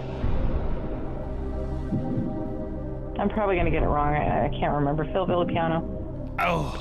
Incorrect. It was Gene Upshaw. Damn it. Right side of the ball. Right side of the ball. Yeah. Here's a random question. Your first random question. This one's in my wheelhouse. Uh-oh. Who wrote the 1895 19th century literature? Who wrote the 1895 novel titled The Time Machine? Jules Verne. Jules Verne. I don't know. It's H.G. Wells. Yeah, him too. Jules Verne was not writing novels in the 19th century. First of all. Off top. Okay, first of all, I don't read that shit. Okay. Okay. All right. That's why I wasn't in your wheelhouse. Back to the Raiders. In what year was the Oakland Raiders franchise first founded? 1960. That's correct. Woo! I would have been big mad if you got that wrong. Oh, yeah. You got Me 4 too. right. That's the one question you can't get wrong on this fucking show. You got 4 right through, I believe, 9 questions right now. Not doing too bad. That's not bad. About 50%. That's not good. Zoology coming at you right now. All right. There are 2 species of hippo. One is called the common hippo. What's the other one called? Are you kidding me? Woo! Let's go, No, he's Ace. not. Let's go, Ace Ventura. No, he's not. Oh my God. What you got against hippos? Probably the giant hippo. Oh man, you had to go the opposite way. It was the mini hippo, huh? Was Not- it a pygmy hippo? Wait, I don't even know how to score that right now. No, I gave her the hint, dog. She can't get that one if I gave her the All right, hint. that was too big of a hit. It's correct. Well, incorrect. You're correct on the back end. It was the pygmy hippo. The answer, exact God damn answer it. we were looking for. Right back to the Raiders, though, which is always nice. The answer to this question is not Antonio Brown. Okay. What Pro Bowl quarterback wore the number 15 for the Raiders from 1993 to 1996? You got to get this. Jay Schroeder? Oh! Is that your final answer? No. Hold on, let me think. 93 to 96? Yes. It's a good save. It was a good save. Number 15? Yes. Jeff Hostetler. That is correct. Yes! Back on the board. Jay Schrader was 13. You know what, Shay? I was 13, okay? Shut up. No shit up. I ain't mad at you. Right back to zoology. Apiology is a scientific study of what? Can you spell that for me, please? Oh, that's good. That's a good stalling tactic. That's a real good stalling tactic. Apiology. Apiology.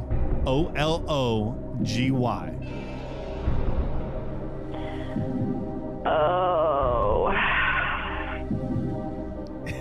It's the study of what is what you're asking me? Yeah.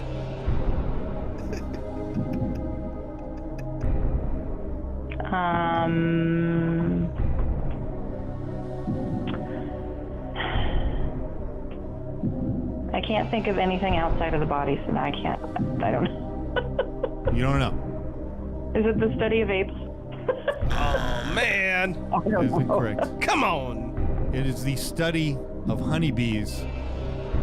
If you knew that a honeybee farm was called an apiary, you might have got that one. Which I didn't. Yes. And clearly Angria didn't either. I knew that.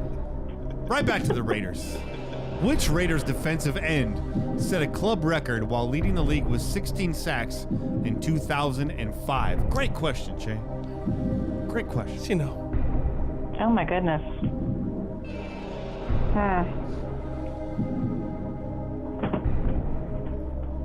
TNT Farm said stallology. Yeah. I like that one. I am a master of stallology. And that one, I am never going to come up with the right name, so. Just throw a fucking name out there, Angry. Come on now. Defensive end, 2005. Huh? 2005 defensive end. Throw one out. Throw one out.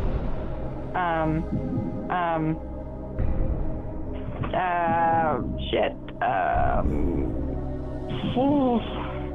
The Google chat, the YouTube chat, smashing the Google right now. Yeah. Trying to act real smart. Should I check it? No. You will be penalized. I don't know. Okay.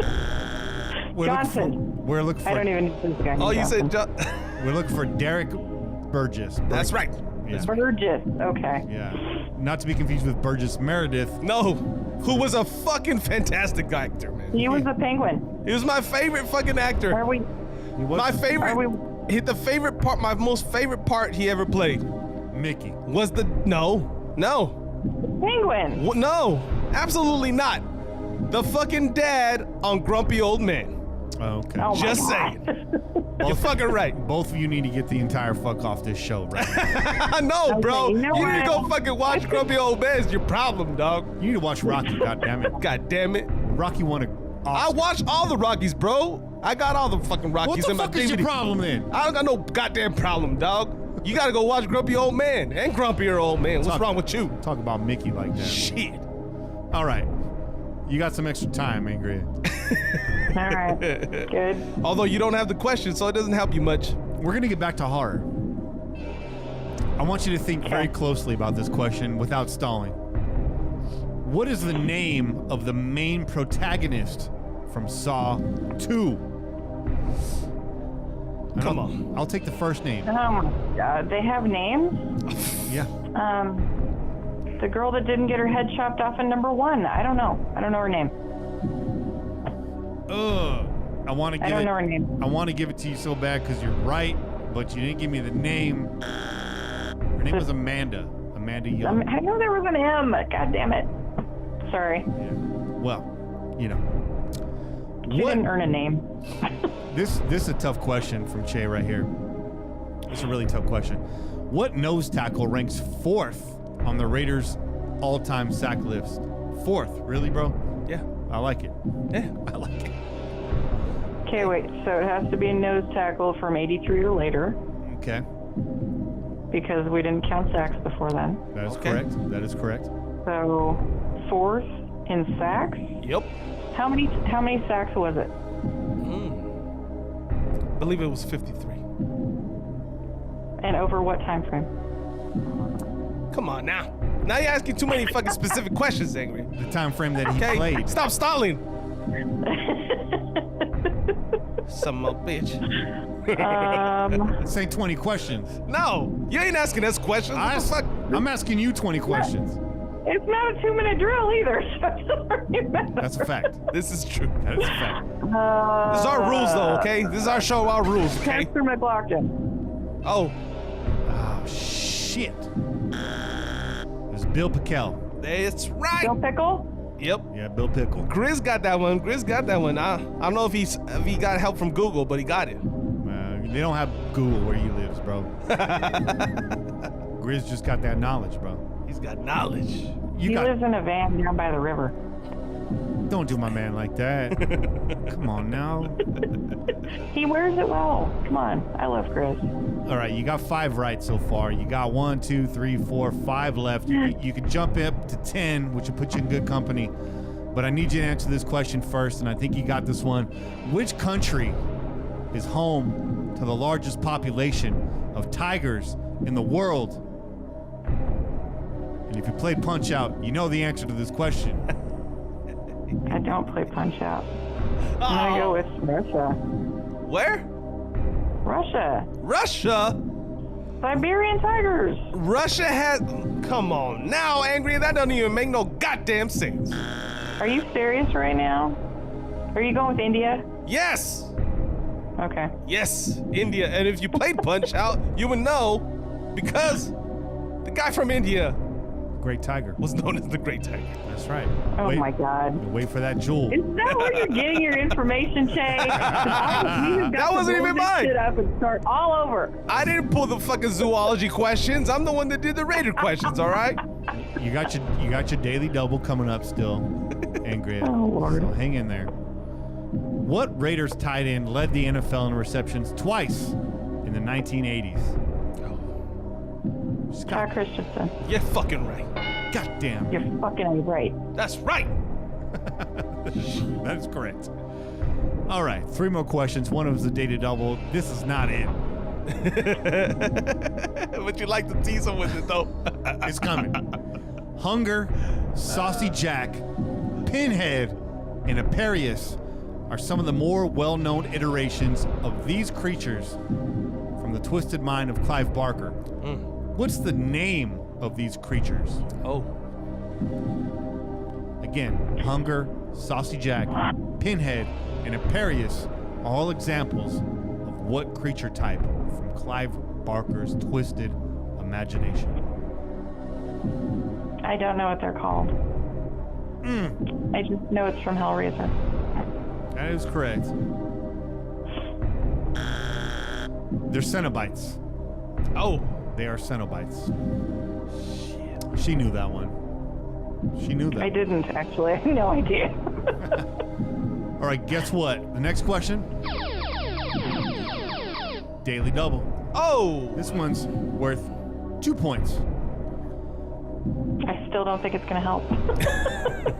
Two Raiders of all time have ever posted 5 sacks in a game. Oh.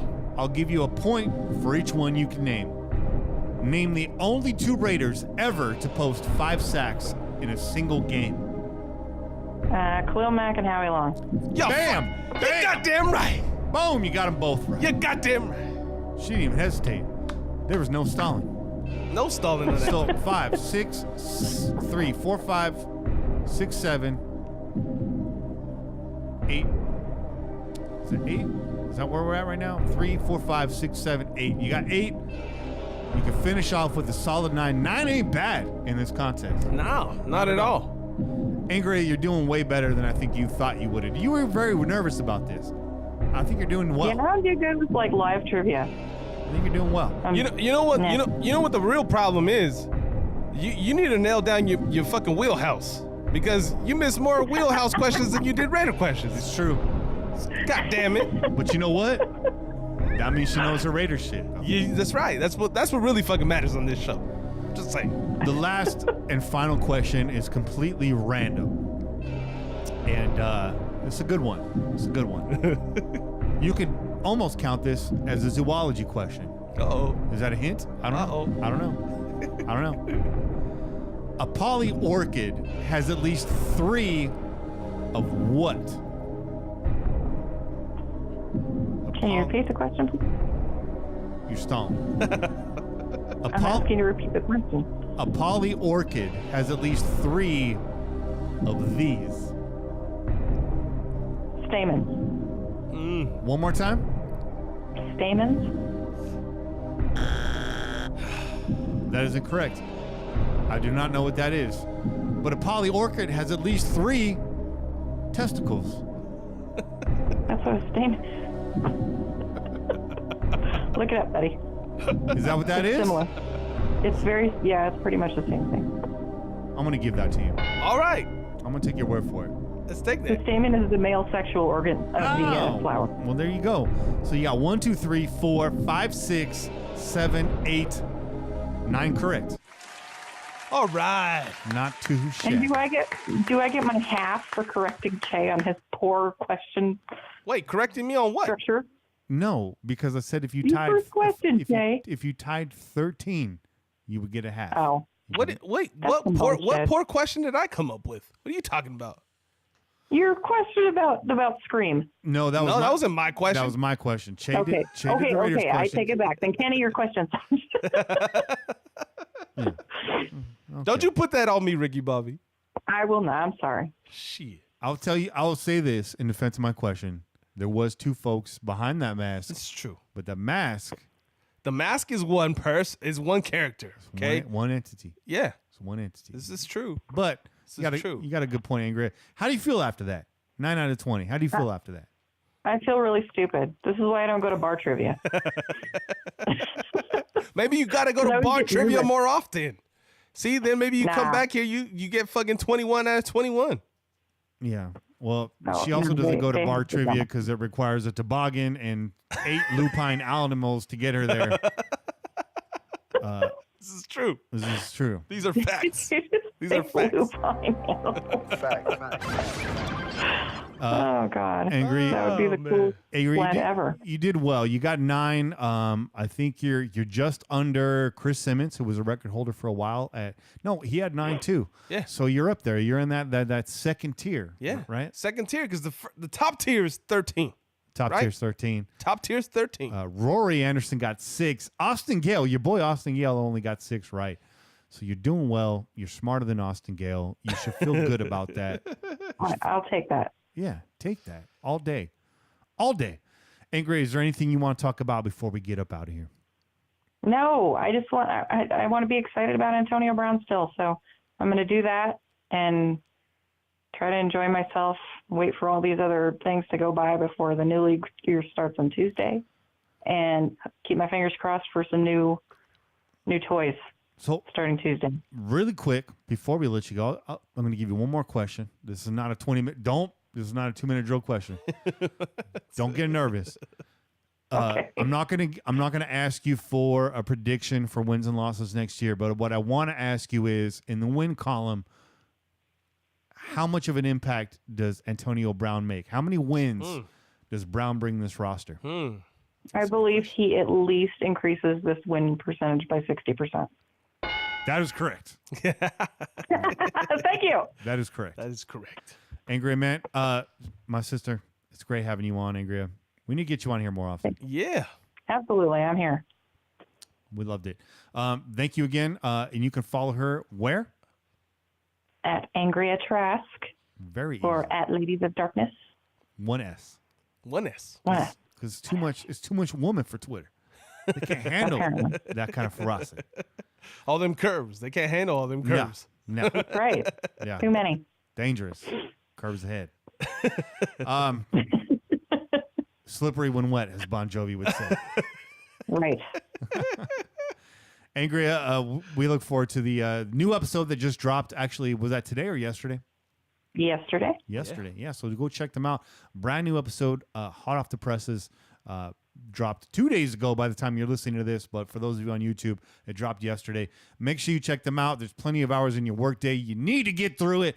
Once you're done with this podcast, I mandatory homework. Yeah, absolutely. Ladies of Darkness. Absolutely. And we want to hear back from you on Twitter. You can at us or Ladies of Darkness with one S, or you can hit her up directly at Angria Trask.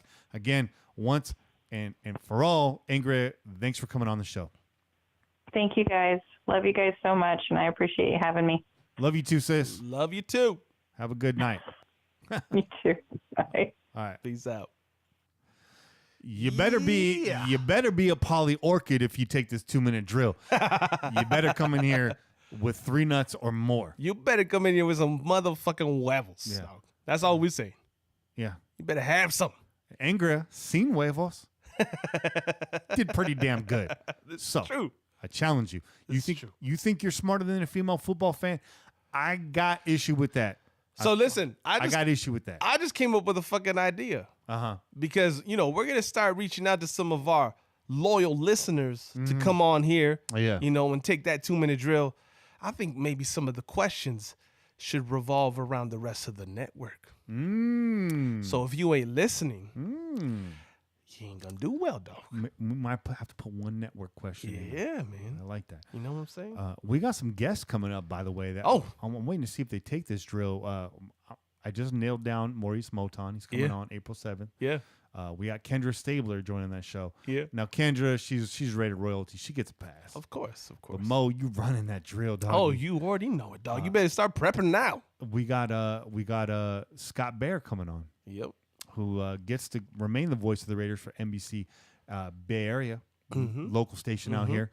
Now that the Raiders are hopefully, fingers crossed, going to land back in Oakland here soon. Right. Scott Bear coming on the show very soon. Your boy Lincoln Kennedy That's right. coming on at the end of the month. I got to think that he's going to take this 2-minute drill. Oh, I hope so. I got to think. I hope so. And judging by the decor in the Skype, he's a big Star Wars fan. Okay. Yeah. Okay. I know a lot of you guys don't I like know that. I like that. Now, if all of these were questions about how to make a Broncos fan piss their pants, LK would mop up. Just mop up.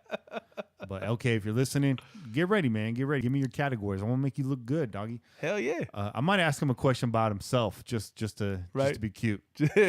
Right? Yeah. Right. I like that.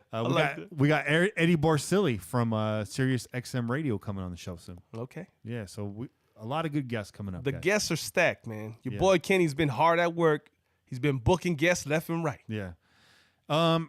Really what happened is I drank way too much coffee on a Wednesday. I just started firing off messages to people. I'm going to get this dude. But yeah, a lot of great guests coming up. Kendra coming on to plug the XOXO Foundation and her collaboration with Just Win Johnny over at One Nation Fanware. Again, That's Eddie right. Borselli, Scott Bear, Maurice Moton, Lincoln Kennedy. A lot of good guests coming up. Your boy Watts Raider, man. Your boy Watts Raider off YouTube. And he's in the chat right now. Yeah. If you're live on the live feed, he's coming in May. On Cinco de Mayo. Cinco de Mayo. Salud. Yeah. And you know the chelas will be flowing that day. Dude, they'll be flowing heavy. Heavy. I almost was like, should we even do... You goddamn right we should do a show on Cinco de Mayo. Absolutely right, dog. Come on now. So shit. We might have to fire up the queue that weekend. It's going to be warm. Oh, yeah. It's going to be warm. Oh, yeah. I'll break at that queue. Real quick look. I wonder if LK has tried one of Violator cigars from Chevy Raider. He has. Actually, I've seen Violator and Kennedy go back and forth. They're both cigar aficionados on their Cinco de Drinko. Chevy Raider also says, Stack wants me to ask Lincoln some cigar questions. Look, we're going to get into all that. Lincoln's going to come on here. You know what? I want Lincoln to ask us some questions. You know what question I'm going to ask Lincoln? I asked him last time. I'm going to ask him again. Is the right tackle on this roster? Yeah, it's true. That's true. We have asked him that question. We have. I'm worried about his answer. I'm always worried about his answer, dog. That might be a 2-minute drill question. I don't know. But we're going to see you guys on the other side. We're going to take a quick break right now. We need to go see a man about a horse. And we'll be right back on the air. Soon we'll see you guys on the other side. We out here. Peace. Go Raiders.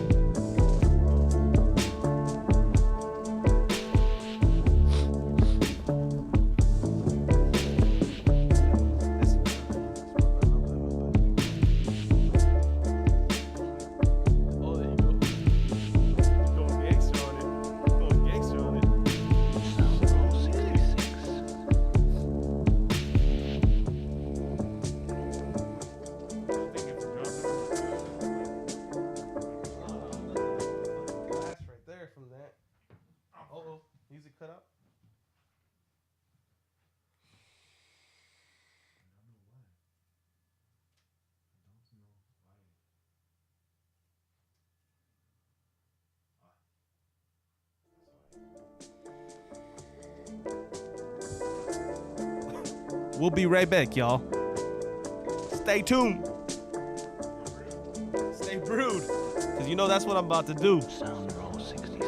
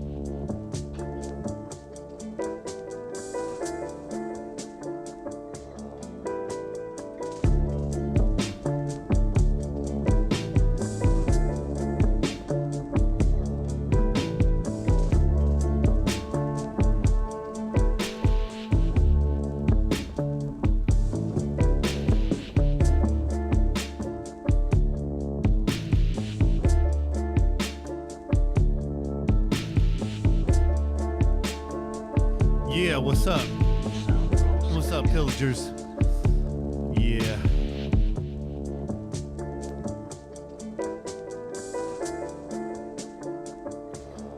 Yes, Grizz, that is true. That is true. The translation of polyorchid is in fact wasabi because my man Bobby got much balls. Much balls. And shout out to you, Bobby, for coming over to my house last week. let me know in person that y'all were joining up. That was a real classy move. And it's always great having you in the home, man. You're the homie. Hey, shorty. Juice. Man, Juice. Juice, we're going to get you back in the studio real soon. This was not the weekend for it. We got a lot on our plate this weekend trying to get things set up. But, Juice, man, we miss you. We're going to get you in here.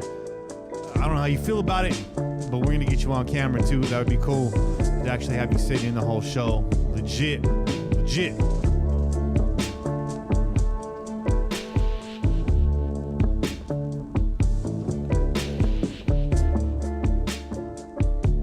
I'm going to get Kane on the phone here in a second.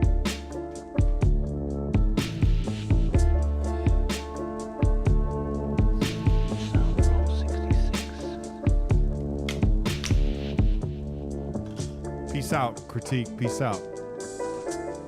Channy from the town. Vincent wants to know, he asked me, how lit is Che right now? Oh, bro.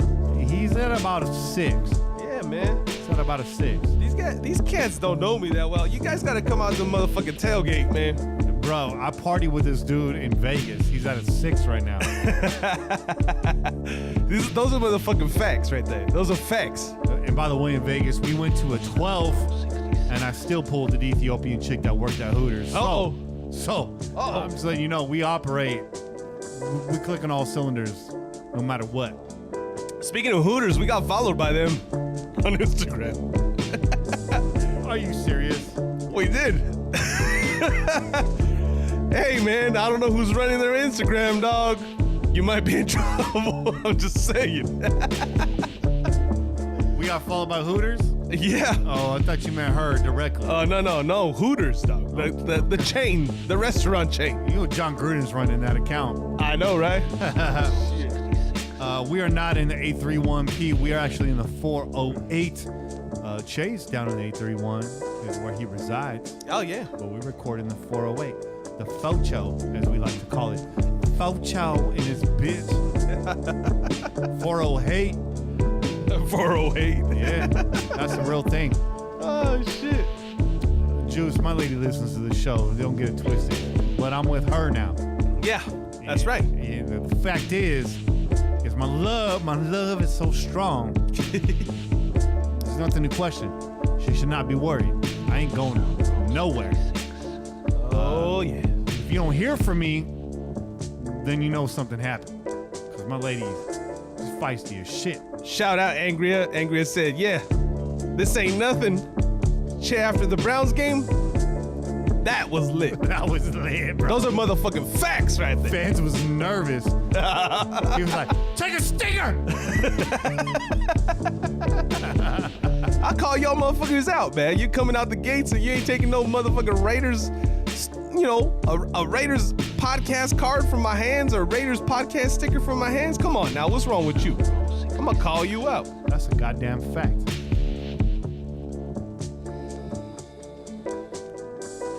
Hold on. Hey, this is true.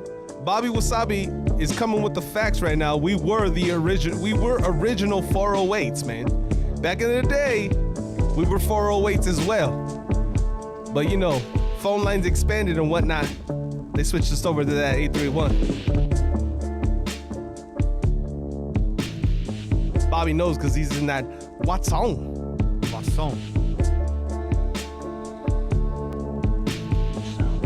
on, really quick. Let me get you guys a proper fade. There you go.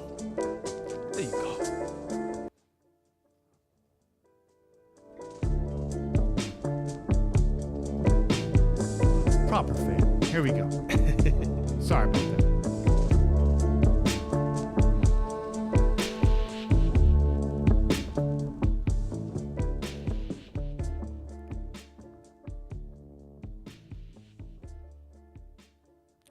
Juice says he's going to come through. He said he'll be a fly on the wall. Juice, you ain't no fly. No mosca. No mosca. Hell no. We're going to get Kane on the air right now. Hold on one second. Actually, you know what? While I'm in here, while I'm in here. There we go. There we go. You know what? I'm feeling frisky, so let me just test this out. Yeah, that works. I'd say bring some of that charcuterie, man. Oh yeah. Well, don't forget we got the res. The res. No, I know we do. Yeah. But just in the meantime. That charcuterie. He is a Sharks fan. He is. So Sharks are cute to me too. All right, let me get Kane on the phone here without further ado. This is dragging on. It's 10 o'clock. We're supposed to start recording our next show within an hour. So let's without further ado. Kane, I'm calling you right now, Dougie. Oh, yeah. You want another one of these? Oh, you had enough. I'm good right now. I'll join you on the next show. Okay. Yeah, I'll jump back in. Oh, that's right. That's right. It's No, like double Dutch, dog. That's it. It's like double Dutch. Hello? What up? Word up. First off, Kane, I apologize. What's going on, Jay? I What's apologize. good, brother? I apologize for being short with you earlier. Kane, you called me earlier asking, what are we talking about? You know what we're talking about. You know what we're talking about. You don't even need notes. No prep, dog. You No already know. motherfucking prepping, dog. Come Yeah. on, man. Hey, I've been listening to the show. First, let me say something real quick. Hold Shout on. out to Andria Yeah. for the 2-minute drill. That's right. That's right. Shout out to Andrea on the 2-minute drill. You did good. First woman, first lady on the 2-minute drill. These are facts. And I think Yeah. you hold the record for all women that comes on after you. That's a good If they point. can beat you, then they better than you. But until then, Andrea, you the lady of darkness. That's right. That's right. Darkness. Everyone. I'm going to have you reset that take here in a second. Let me start recording, Kane. I'm going to we bring go. you on, Here we and we're go. going to get right back into it, all right? Yep. Okay, for sure. And we're back. We're back on the air with Kane's Corner, brought to you every week by NFLshop.com. Go to PJ4F.com, click on the banner, get yourself that brand new Antonio Brown jersey, but click through the site. When you do so, we get a small piece of that purchase, and it helps go right back into the podcast. Welcome to the show, Kane. How can these people find you online? You can find me on Twitter at KaneMT6 on Twitter, and check me out. I'm a good follow, I think. Yeah. No, Kane's a good follow, man. He's gonna tweet some things that's gonna make you jump out the box. You're gonna be like, yeah. He's gonna hit you with some hot takes. Yeah. He's gonna keep it real spicy, man. Some good questions, some hip hop throwbacks, all that good stuff that you know and you love from Kane. So follow him if you like Kane's Corner. Follow him. Don't follow him in real life because that shit is weird. Follow him on Twitter though. For real, right? I don't need no stalkers, but now follow me on Twitter, and you'll get a good follow. Shit. And Kane will follow you back for show If you're worthy. He's going to determine that. I'm not here to determine that for him. Kane, before we got on the air right now, you gave a shout out to someone that was just on the show. I want you to reset that take because I think you said it well and it deserves to be said. Shout out to Angry Trask on the 2-minute drill. Yeah. Right now, you on the record for all ladies that come on to the Pillaging Podcast for the 2-minute drill. And until then, you are the queen of darkness Yeah. on the 2-minute drill. Congratulations. And if you thought my comments were disrespectful towards women, understand I'm talking to my sister. We sling mud all the time. Oh, yeah. She got thick skin. Oh, yeah. And a raunchy sense of humor just like I do. And that was not directed towards women in general. I was just funning with my sister. So just chill out, snowflakes. If you're listening to this show, there shouldn't be a problem as it is because we give it to you raw and uncut. Oh yeah. Shimmy, shimmy, Sis, y'all, all that. You hold a record. You hold a record for all women that come on. Any other woman, they got to beat you. Until they beat you, you the queen. That's right. That's what it is. Kane, welcome to the show, man. Much like Angria, next to your name on my notes, I got a big, fat, empty bullet point because you already know what we're talking about. We're talking Antonio Brown. We're talking Kelechi Osemele and we're talking Le'Veon Bell. So let's start at the top of this. Antonio Brown, we got it done. Did you see this happening for a third and a fifth? And how do you feel about it? Hey, you know what? Mike Mayock, you the man. Hell you yeah. the man. You are the man, because you know what? If it was John and Reggie, they would have gave that 27th pick away. That's But a fact. since it This is was true. Mike, I gotta say you brought that patience to what John. You are what we say, Paul McCartney to what's the other nigga name in the Beatles? John You know, Lennon. You that motherfucker to John Lennon. You that motherfucker to John Gruden. You know, you done calmed him down. You brought the shit into perspective and made it right. You know what I'm saying? We didn't have to give up none of those first 4 picks. I mean, I am shocked, literally shocked, that we didn't even give up that. Yeah, Che, for real, bruh. Mm-hmm. I thought that 27th or that 35th pick was in play. Mm-hmm. Man, for real, yeah. But it wasn't even in play. You know what I'm saying? And then when Buffalo tried to come through with their little bullshit, and that fell through because Antonio Brown boxed it, you know what I'm saying? We was able to get him for a 3rd-round pick. Man, yes. Yes, I am excited. Bro, I'm excited about it. Antonio Brown for a 3rd-round pick, I'm excited. Antonio Brown for a 35th, I'm questionable. Mm-hmm. But for the 3rd round, shit. We just whooped y'all ass 2 times 2 years in a row. We got y'all for two receivers in the 3rd round. Damn, you know what I'm saying? Like, for real, man. I'm excited about that.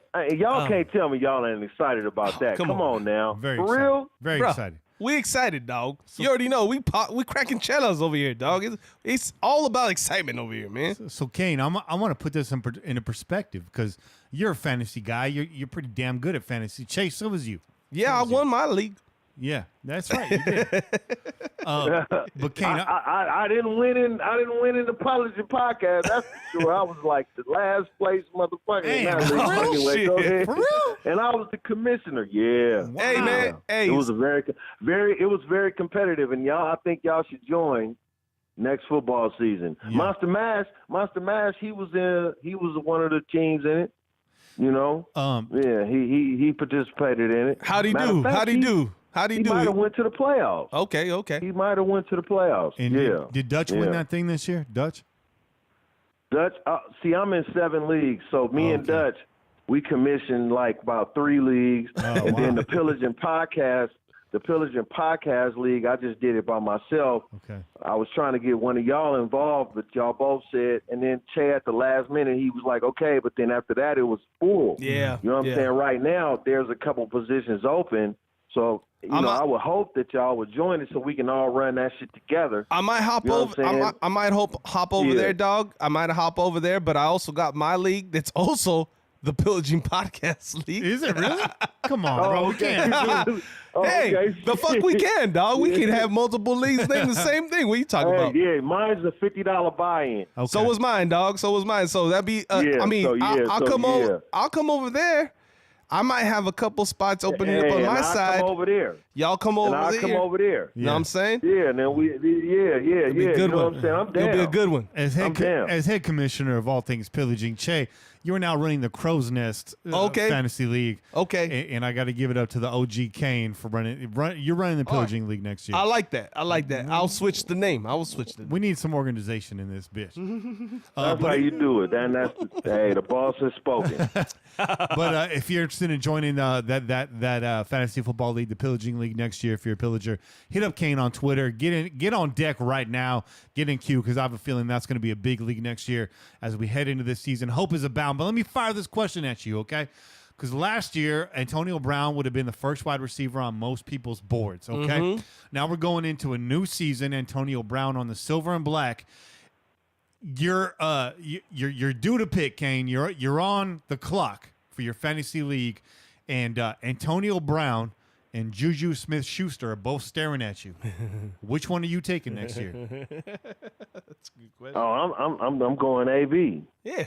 Okay. I'm going AB all the way. All right. Look, man, if AB, which he has, joined the Raiders, he's joined the Raiders, and John Gruden is an offensive, coordinator, offensive guy, very good with wide receivers. You saw what he did with Jerry Rice. You saw what he did with Tim Brown. So why wouldn't I think that AB could do better than both of those receivers? Matter of fact, I'm looking at AB to have 120 catch receiving season in 2019. 120 catches to AB. Woo! I guarantee. But yeah, and then I had tweeted something, because we talked about this a couple weeks ago when I was in studio with y'all. We talked about it in the backgrounds or whatever, and I said, hey, if Jordy Nelson is still a part of this roster when we sign AB, or if we sign AB, do we keep Jordy Nelson? And, I tweeted that out just to kind of get a feel about what Raider Nation thought about that. Yeah. And Raider Nation, right. And Raider Nation kind of thought that we should keep Jordy Nelson, that he would be a good fit, sort of like a Tim Brown, Jerry Rice type deal. And if Jordy Nelson has Jerry Rice in him, or has that same, he can pull that production out of him like Jerry Rice did. If John Gruden can pull that out of Jerry, that's a good fit. You know what I'm saying? But in my opinion, in Kane's opinion, I think that we good with Antonio Brown, but we need a draft pick, a young wide receiver, 8-man, somebody to compete with Jordy Nelson for that wide out number 2 spot. And then if he loses that, then he can go to the slot. Yeah. Wow. Then Jordy can move over to the slot. But until then, I'm still not happy with keeping Jordy Nelson. That's just me. Mm-hmm.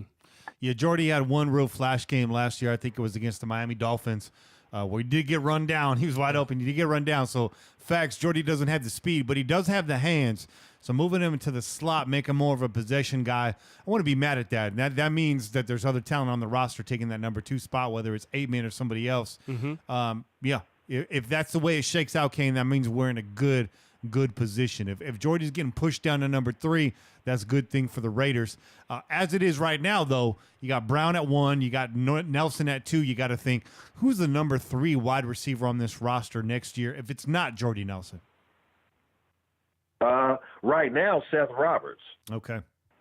Right now, Seth Roberts is competing with Jordy Nelson for the number 2 wide. This is why, we signed AB, but you still need to draft a wide receiver. And you're still in position to do that. So you're absolutely in position. Even you paid this dude, you're not going to nowhere near pay your rookie wide receiver what you paid this dude.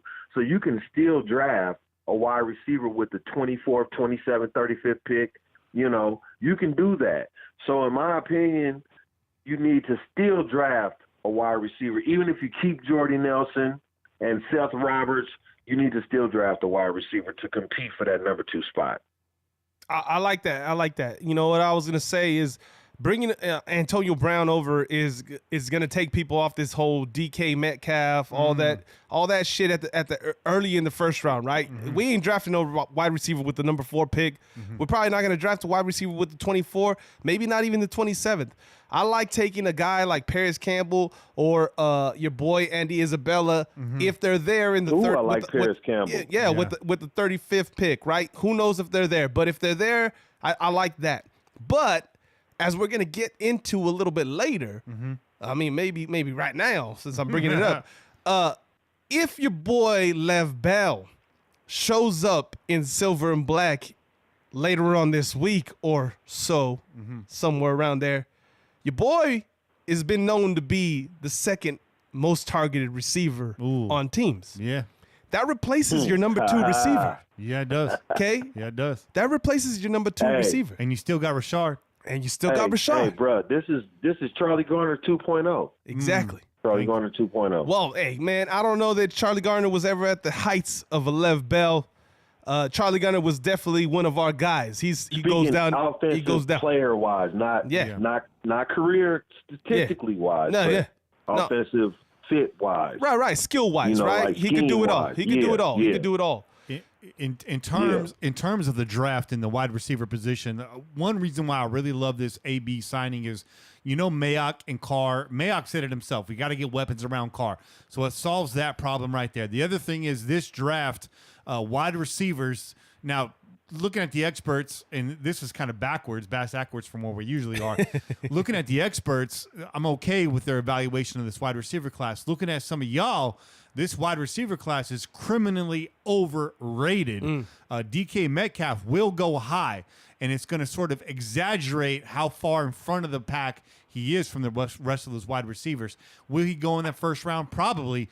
But the rest of your wide receiver group, that's second, third round, fourth round at best. Right. I just don't see the size and the skill in that class that modern day offenses covet. A guy like Isabella would be a nice little fit on this system, but at his height, he's not a second round pick. He's not a first round pick by far. We already knew that.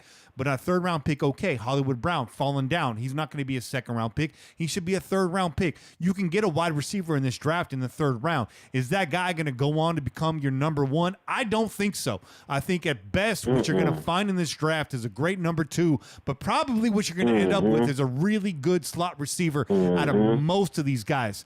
Does DK Metcalf look like a He-Man action figure? Yeah, he does. 1% body fat. That's a goddamn lie. Nobody has that little body fat, okay? That's like physically impossible. Can DK Metcalf catch the ball? No, not consistently. No, he can't. So go ahead and draft him too high. The reason why I like this signing is it takes a lot of pressure off this staff to draft a wide receiver. Now they can really go out there and get a guy that's well-rounded that they can work with. Absolutely. Not worry about overspending on him, right? Right, Kane? Yeah. No, bro, you right, bro. Yep. That's what I'm saying, and I'm glad. And you know what's funny? What's really funny, and I got to bring this up because and you know what? Even it's gonna make me look like I'm wrong, but I'm gonna bring this up. We traded Amari Cooper, right? Who should have been? Who should we, as Raider fans, thought of as good as Antonio Brown? As Raider fans, right? We probably would think like, oh, this is our Antonio Brown. Right? John Gruden can make this guy into Antonio Brown into 2 or 3 years. Well, obviously, John Gruden didn't think that, right? Because if he did, he wouldn't have traded him. They would have paid him the same amount of money as they offered Antonio Brown in his contract. You know what I'm saying? So it's funny to me how shit just works and how John really, and I put this on Twitter, and I wanted to talk a little bit about this, but we don't have to touch on it much because but I'm just saying, I really don't think John he didn't like Reggie McKenzie's draft picks. No. I mean, it's starting to, it's surfacing. It's really surfacing. And if we sign a defensive end at a big name defensive end, Frank Clark, DeMarcus Lawrence, or whoever, they all franchise tag. So really there's nobody out there. But, if we did give somebody some big money at the defensive end, position, then they didn't. You didn't like Khalil Mack either. I'm just saying, we're starting to see how John felt about the draft picks that Reggie McKenzie drafted. You trade Amari Cooper, you got a first round pick. You pick up Antonio Brown. You didn't have to give up that first round pick. So you was right. You was right. Yeah. That says you was right about this guy. You was right about this guy. You can get a first-round pick, but you know what? I can go out and get Antonio Brown, who's actually worth the first-round pick that Dallas gave me. But I took that pick, and then now, you know what I'm saying? I'm gonna trade a third and a fifth for a first-round pick. I mean, that's history in the making. Any writer that comes out and says anything bad about this trade or anything bad about the Raiders after this and how we move forward as football operations, you got a problem. You're hating. You're hating. You know what I'm saying? Absolutely. Yes. Yes. And again, I said it at the top of the show. I'll say it again. Those of you that are trying to slam this signing, this trade and sign, saying, you know, oh, we could have signed Khalil Mack. Look back at last year's silver and black free agency class. Nobody got paid. No one got paid that big money. Nobody did. Why? Because we did exactly what we told Mac we were going to do. We said, dog, we can pay you next year. He said, you said that last year. We said, yes, but we really mean it. Stick around. You're going to get that cash. He said, I'm out. He said, all right, sit out. We're going to trade you. We're going to get something for you anyways. And now you're seeing the money start to flow. So everything that they said, they backing it up. It's just Mac ain't in town anymore. So that money could have been here, but he's not here. So it's going other places not here. right now. He missed out. He missed out. He fucking missed out. He missed out. Because I thought about this today. Signing Antonio Brown right now, Khalil Mack could have just waited. Sign AB, get Le'Veon Bell, Khalil Mack right now, and then you in a position to draft. Because we was, whatever our record was, even with you, Khalil Mack, we still signed you. Yeah. But we was garbage, but now we can still pick up another. Now Quentin Williams looks like a good draft pick with Khalil Mack on that end. Right. You understand what I'm saying? Right. So now look at what we would be with Antonio Brown, Quentin Williams, Le'Veon Bell, and the motherfucking, excuse my language, in the free agency. You know what I'm saying? No excuse languages, dog. Come on. No need to apologize for that. Don't get me started. Hey, you know what? Don't get me started. Yeah, and what I was saying too earlier in the chat, Quentin Williams, everyone wants a defensive edge rusher. We need that for sure. We need that. We need someone to go in there and spell Arden Key. We need someone in there. You mentioned it too. You know, DeMarcus Lawrence. A lot of these other edge rushers got franchise tagged this week. Really, the big name that you see sitting out there is Trey Flowers. Maybe you want to consider Vinny Curry. You know, not the premier pass rusher, but a jack of all trades type dude. And just recently released, right, was Houston at a KC. Yeah, right. And Justin Houston out of KC. So, you know, there's some guys out there. They're not going to get that big money in free agency. Not from us, in my opinion. But what I'm trying to get at is, you know, Bill Belichick, love him or hate him, he shows you every single year in the playoffs the way to defeat top-level, top-tier quarterbacks is pressure up the middle. And so a guy like Quentin Williams to go right next to Mo Hurst on passing downs, forget about it. That package is out of control. If we can somehow land Williams, and we already know. You know what, though, bro? Without a defensive end, I don't mean to cut you off. Sure. But without a defensive end, that doesn't work. I hear you. It just doesn't. I hear because you can double team that inside. That you know what I'm saying. You can put a back on your defensive end if he ain't that effective, and then that left tackle can stunt to the middle to cover or double team any type of pressure coming up the middle. And you know what I'm saying? If you can vision that on film. You know what I'm saying? So I'm just saying, right? We need a defensive end that's a threat. Now I'm not saying Arden Key is not a threat.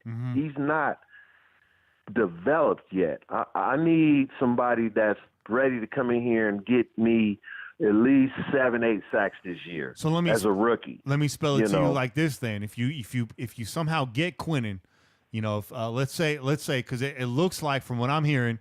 You know, Kyler Murray was told at the Combine by Arizona to shut it down. We're taking you. You don't have to throw. You're the guy. We're taking you.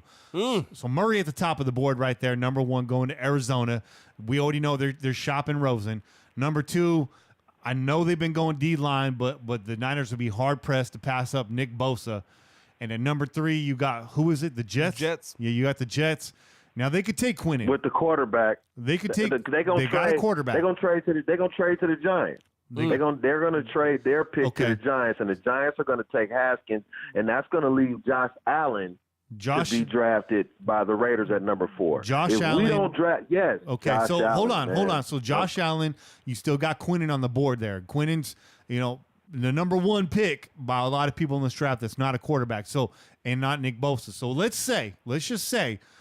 The Oakland Raiders take Quinnen right there, and at the back end of that first round, pick up a guy like Montez Sweat for your defensive edge rusher. Maybe you still sign a veteran, and maybe you get a guy like Barr to patrol the middle of your defense, and you got Arden Key coming in on third downs, paired with Williams and Maurice Hurst. And now you're looking at a front seven. It could work, dog. It could work. It could work. Got my attention. And if it isn't Sweat, you have another motherfucker like Brian Burns at Florida State, right? Those guys are gonna be there at 24 and 27, probably, dog. So you still have options on the edges. What I'm saying, and I'm not mad at your scenario either, Kane. I'm listening to you too. Either way this goes, looks good. Third down, we get that stop, good. And now you're punting the ball, you're punting. This is what we said when I was in studio. If you can draft any player in the first 4 picks, and like there's no mistake. Like if you stick with that number 4 pick, whoever you take, Raider Nation, unless they take a running back, you shouldn't be upset. Oh, yeah. I mean, if they take a linebacker, defensive end, a defensive tackle, be happy because you need them all. If they take a safety or a strong safety, you need them all. If they was worth the 4th pick, I'm just saying. Yeah. You know, anybody we take is good, but damn, bro, that's a good scenario. But I ain't even fucking bullshitting. And I'll be happy with that. And here it is, to your point. Here we are going back and forth, and we're not arguing.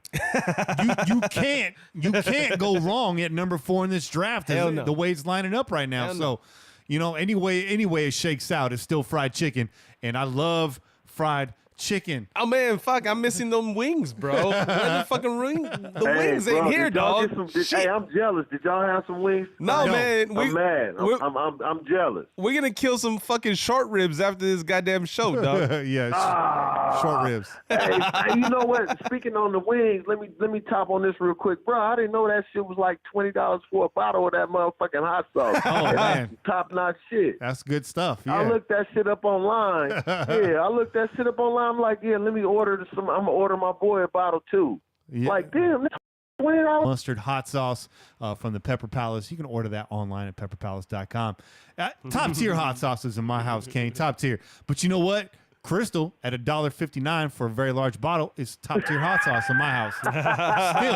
Still. And that's real nigga hot sauce. Crystal. You ain't a nigga if you ain't got Crystal in your motherfucking house. What I like about Crystal is it's not too hot, so you can flood that bitch with hot sauce. Right. It's tasty. If you like your shit saucy, that's the way to go, huh? You can't go. It's good on pork chops. Ooh. To me, that's shit good on pork chops with breaded pork chops. Hella good. You know what I'm saying? You dip that shit some flour, fry that shit, and then fry that shit real crispy, then put you some Crystal hot sauce on top of that shit. Ooh, that shit good in the motherfucker. You got my mouth watering. You got the chat lit up too over here. The chat's talking about Crystal now. So what my mouth is also watering about is this. We've been dancing around it. We've already talked about it like it already happened. But Le'Veon Bell is gonna be a Raider, Kane, right? That's what I'm talking about. Carr with Le'Veon Bell and Antonio Brown. That's like Gannon, Rich Gannon, Tim Brown, Jerry Rice, and Charlie Garner.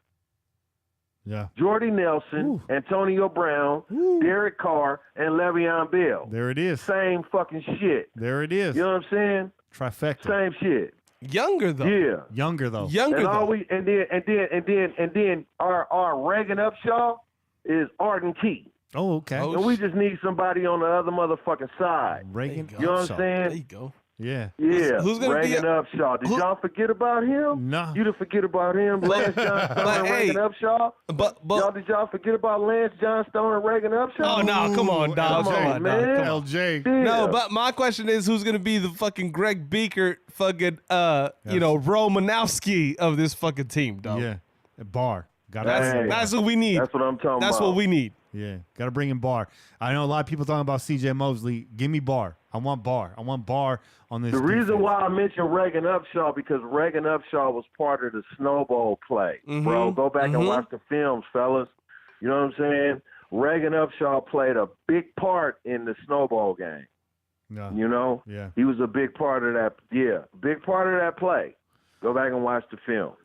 But I'm just saying, we need that. We need that. If we had that, if Khalil Mack would have shut down and shut the fuck up for 1 year and just played through his rookie contract and then let dude from the Rams get paid and then waited till this year to get paid, then we might not have had Bell and Brown, but we could have had one of them and Mack and been a playoff team. I'm just saying. Yeah. But since we don't have Mac, we got to draft somebody. You know what I'm saying? And then now we can pick up Bell. So we got Bell, Brown, and Carr on offense. Ooh, boy. Yeah. And then you throw in Jordy Nelson. You draft Noah Fant. You know what I'm saying? With your tight end. Yeah. You know what I'm saying? Then get Chris Lindstrom at the guard in your second round spot and replace him with Osemele. I'm just saying, bro. We ain't even got this far into the season. I'm just saying, man. I see a future. Yeah. I see a winning future with this team. Hope is abound right now. There's no way you can make a wrong. Yeah, there's no way you can make a wrong decision in any of your 4 top 5 picks. Loaded, absolutely loaded. Now, we got a lot yesterday. We re-signed some players as well. We got some key guys back, but we had to let somebody go. We had to let KO go off this offense. So how does that impact the Raiders moving forward? We got Denzel Good, possibility of re-signing Feliciano or dipping into the draft for another guard. But, Kane, how are you now feeling about this interior offensive line? Without KO here, can the Raiders bounce back? Draft. You're missing a big piece. None of those players are Kelechi Osemele, first of all. And I see people like, oh, Denzel Good can take over. But no, he cannot. I'm sorry. Don't think that. Feliciano, Good, those are utility players. Those are guys that when somebody gets signed early like this in free agency or in a season, first of all, you didn't have a contract if you could get signed like this now. So you wasn't that pretty to a team anyway if you're still out there. Right. You know what I'm saying? So if you're signed like that, then you're brought in to compete, which is good. Bring in Good. Bring it, keep Feliciano. That I agree with that. Do that. Mm-hmm. You traded the best guy of the 3. So now you have to go out into the draft and you have to pick somebody that's better than what you have on your roster, but maybe raw.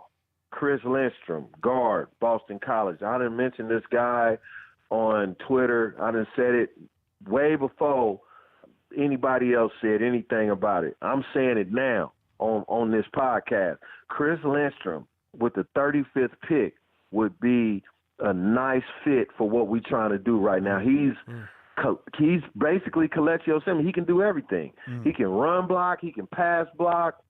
You know what I'm saying? He's going to stand in there and maul guys in the run game. He's going to maul guys in the passing game. And if you need a motherfucker to do a stunt and switch over, how they pull the guards in that offense that John Gruden them do. If you need a motherfucker to pull, he can do that too. Because Gabe Jackson ain't really known for pulling. You know what I'm saying? But Gabe Jackson, they taught him how to do it. You know what I'm saying? This guy can pull. I'm just saying, Chris Lindstrom with the 35th pick. Book it. If it don't happen, I'll be disappointed. Book it. All right. Kane, man, it's great having you on. Is there anything else we need to talk about before we get out of here, brother? Oh, yeah, I did want to mention a couple guys asked me some questions on the chat. Yeah. Hardcore Raider, we need a deep threat wide receiver. Yes, we do. Hollywood Brown would be good at the number 27 pick. That's who I got going, number 27, if we don't pick Noah Fant. KO to the Jets, Mark Soto, exploring the draft and signing a Feliciano for backup. What do you think about that? I think signing Feliciano as a backup is a good deal. I think he's a utility player. He can play all the positions, center, guard, and tackle. That's a good deal. And Diego, who should we draft at guard to replace? And I answered that question. We should draft Chris Lindstrom from Boston College. That's Solid. What's up, man? Solid. So I hope you guys got your answers because I like those answers. Hell yeah. Kane, we're going to talk to you not next week because we're off the air next week, but we'll get you in a couple weeks. And we got to get you in studio for that Lincoln Kennedy interview because if it wasn't for you, LK would never be on this show. So it's time to get you in here to actually fire some questions at him in real time. I'm looking forward to that. That's right. And I will be there, my brothers. And hey, I'm looking forward to it, man. The chicken wings got me wanting to come there. Fuck the podcast. I come over there just eat some chicken wings. I'm good enough doing that. So definitely I'll be there. for the show. The only reason why we're not eating wings tonight is because you're not here. Wings are for Kane Sundays from now on. Oh, and the salsa will be here too, dog. I'm bringing fucking salsa for the Lincoln Kennedy. So you get your ass here, man. I got the chips next time, bro. From the Mexican spot by my house. That's what's up. I got the chips. Yeah. Yeah. All right, K-Man, thanks for coming on. Thanks for setting these folks straight. Appreciate everything, all your takes and all that. And you're my brother, man. Look forward to talking to you real soon. Yeah. One love, my brothers. I'll talk to y'all in a couple weeks. Peace. Yeah. Peace out, bro. Peace. I see Sammy Quasar in the chat. Oh, that means it's almost time for the crow's nest. My boy Polly just walked in the door. Polly, have a seat. Have a seat, Polly. You're making me nervous, doggy. Making me real nervous, doggy. He does got the snacks. He hit us up with the question. He said, "What do you guys want from the store, though? Hit me up quick." Yeah. We got a little bit more before we get up out of here. We got your calls right now. We got quite a few calls, so let's hit those real fast. Hit them calls, dog. Let's hit those real fast. Let's calls. get on it, Che. Hopefully nobody called. By the way, if you're listening right now, do not call. Do not call. Don't call no more. We are not picking up the phone. I told you, if you asked the question, when should I call? I said, call in ASAP, man. Call in before the fucking college segment. If you didn't call in before now, don't call right now. That's all I'm saying. Let's see here. Let's start with Monday. Monday from the 303. Oh shit. Oh, it's Vader Raider. By the way, Vader Raider, heard your call on Q Show earlier this week. I was just, when I was listening to the show, I was like, oh, Vader Raider called in. Man, we haven't heard him for a little bit. I hope he calls in. And look, there he is right there. So, Vader Raider from 303. What's up, Pillagers? It's your boy Vader Raider out here in the 303. Been a minute. Well, been a few minutes since I called. Just wanted to see what was up with the Pillaging Podcast. You know, looks like you boys are branching out and you're making yourselves your own little podcast nation you got going on in there. Nice to see you guys branching out and doing good things. Real quick, all the rumors and stuff that came out of the combine, you know, and everything directed at us, basically. Just wanted to real quick touch on this. You know, I believe that where there's smoke, there's fire. And I believe that shopping Derek Carr wasn't just something that either Mayock or John Gruden did haphazardly. I believe that they did that for a reason. And I got to tell you, now I don't want to create like a conspiracy theory or anything like that, because I know that we all believe that Derek Carr is our guy. But if this is a thing and he does shop him, and I'll tell you something right now, and he does trade him, does that take our entire outlook on the draft and on where we're headed and just flip it on its head? Because I'm thinking if we go after AB, we're going to still have Carr. But if we don't go after AB, we're not going to have Carr. And that, to me anyway, it would seem that John would want to start going young. And instead of the defenders that we thought we could get in the first round, you know, all the young defensive talent, all of a sudden we're going after nothing but, you know, young offensive guys to go with a young quarterback that we would draft, because essentially we would be probably stockpiling the picks and just start from scratch. Let me know what you think. Keep doing your thing. I'll try to call back more. I won't be so much of a stranger. Nation for life. Vader Raider, out. Yeah, Vader Raider. It's good to hear from you, dog. But listen, I just want to say something. You made a mention that if we had Antonio Brown, then we wouldn't have Derek Carr. And I'm going to put up the argument that the reason why we have Antonio Brown is because of Derek Carr. Thank you. Okay? That relationship that we saw in the Pro Bowl, that wasn't no joke. Antonio Brown really likes Derek Carr. Whatever it is that he likes about him, he likes it. And he's happy to be in the silver and black because of Derek Carr. We can't dismiss that, dog. We can't dismiss that. And I don't think that our coaches, and I don't think that Mike Mayock is going to dismiss that either. No. They realize part of the reason why they got AB on this team is because of Derek Carr. Yeah. So this season, we got to ride with Derek Carr. Right. And it's what we've been saying on this show. We've been saying we got to give him another fucking year under this system. Now we're giving him some weapons. And I know you've been putting out the critiques on Derek Carr, and I mean they're deserving. Everybody that's put out a critique on Derek Carr, I'm not hating on you guys because we all want to see him play better, right? But this is the year that we get to see whether or not all those critiques were accurate or it was just a part of the process, man. Yeah.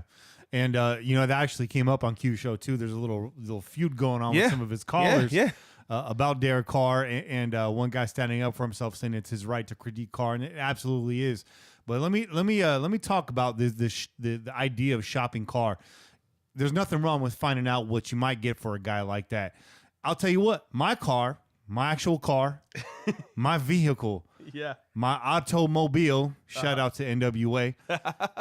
I was just in the shop. Great song, though. Yeah. It's a great song. I was just in the shop last week, and when I went to pick it up, the guy at the shop was saying, hey, our painter, he was asking about your car. I really liked your car. He was thinking about buying it. Are you selling? And I'm not selling. But did you think I told him that? No, I said, how much does he want to give me for it? He said, I don't know. I'll find out.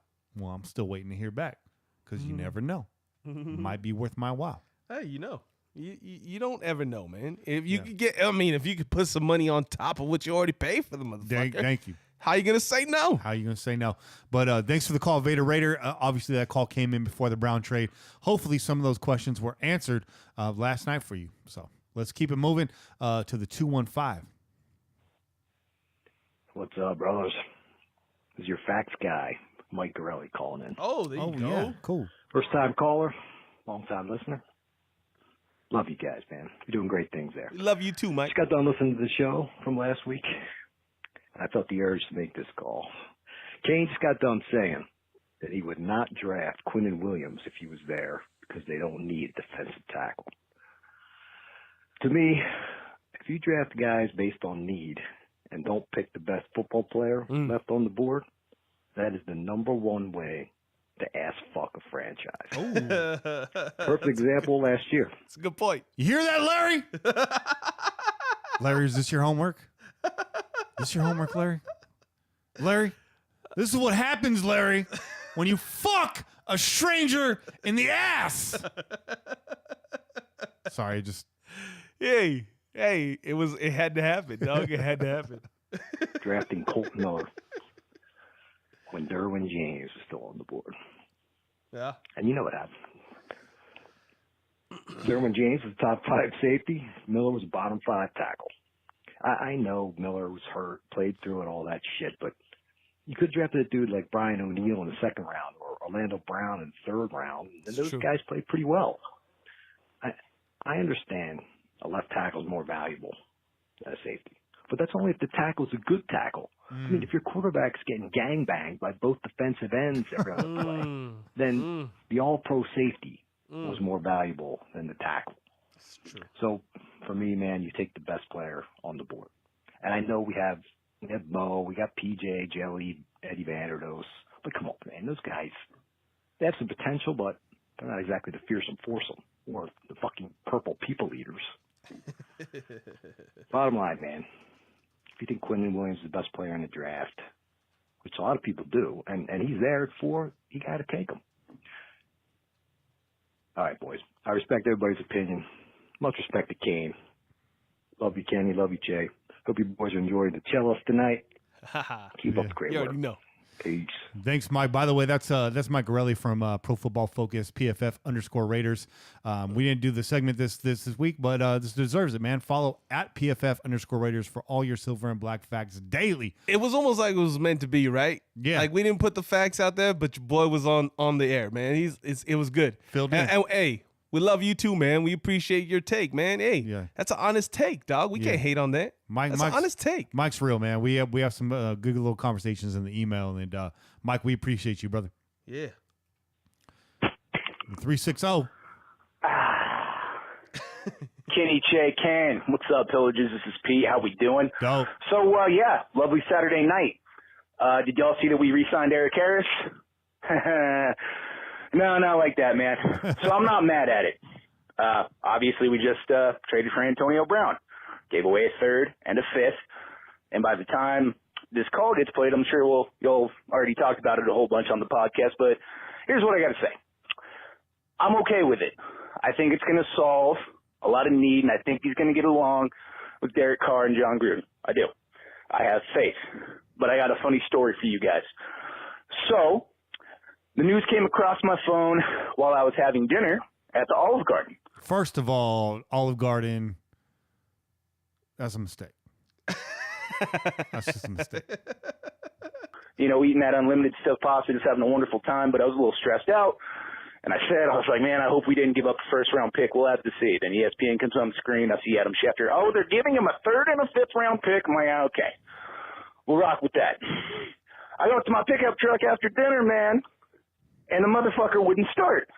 Uh-oh. It would not start. I had to scrape my battery terminals, and I had to get a jump from my cousin. So now I got a new thing. Every time I have car trouble, I'm going to curse Antonio Brown.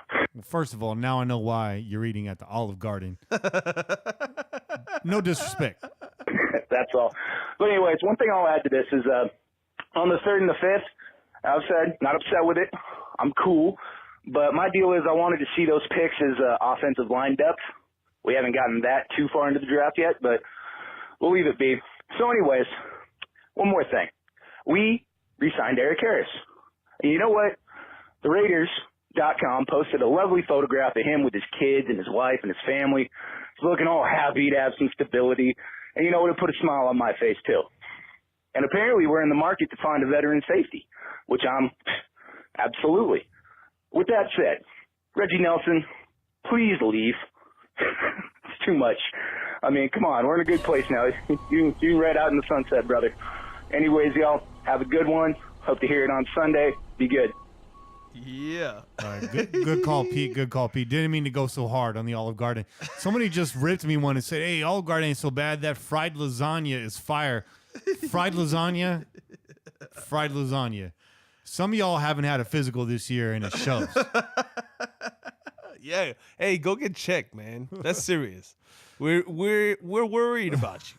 We want you guys to be healthy, bro. If fried lasagna, what was wrong with it the first time? If you eating fucking fried lasagna, you better be hitting the goddamn basketball court, playing something, dog. Play some soccer, something that gets the cardio going, dog. That's all I'm saying. I better cue this up because we got your boy coming up right now.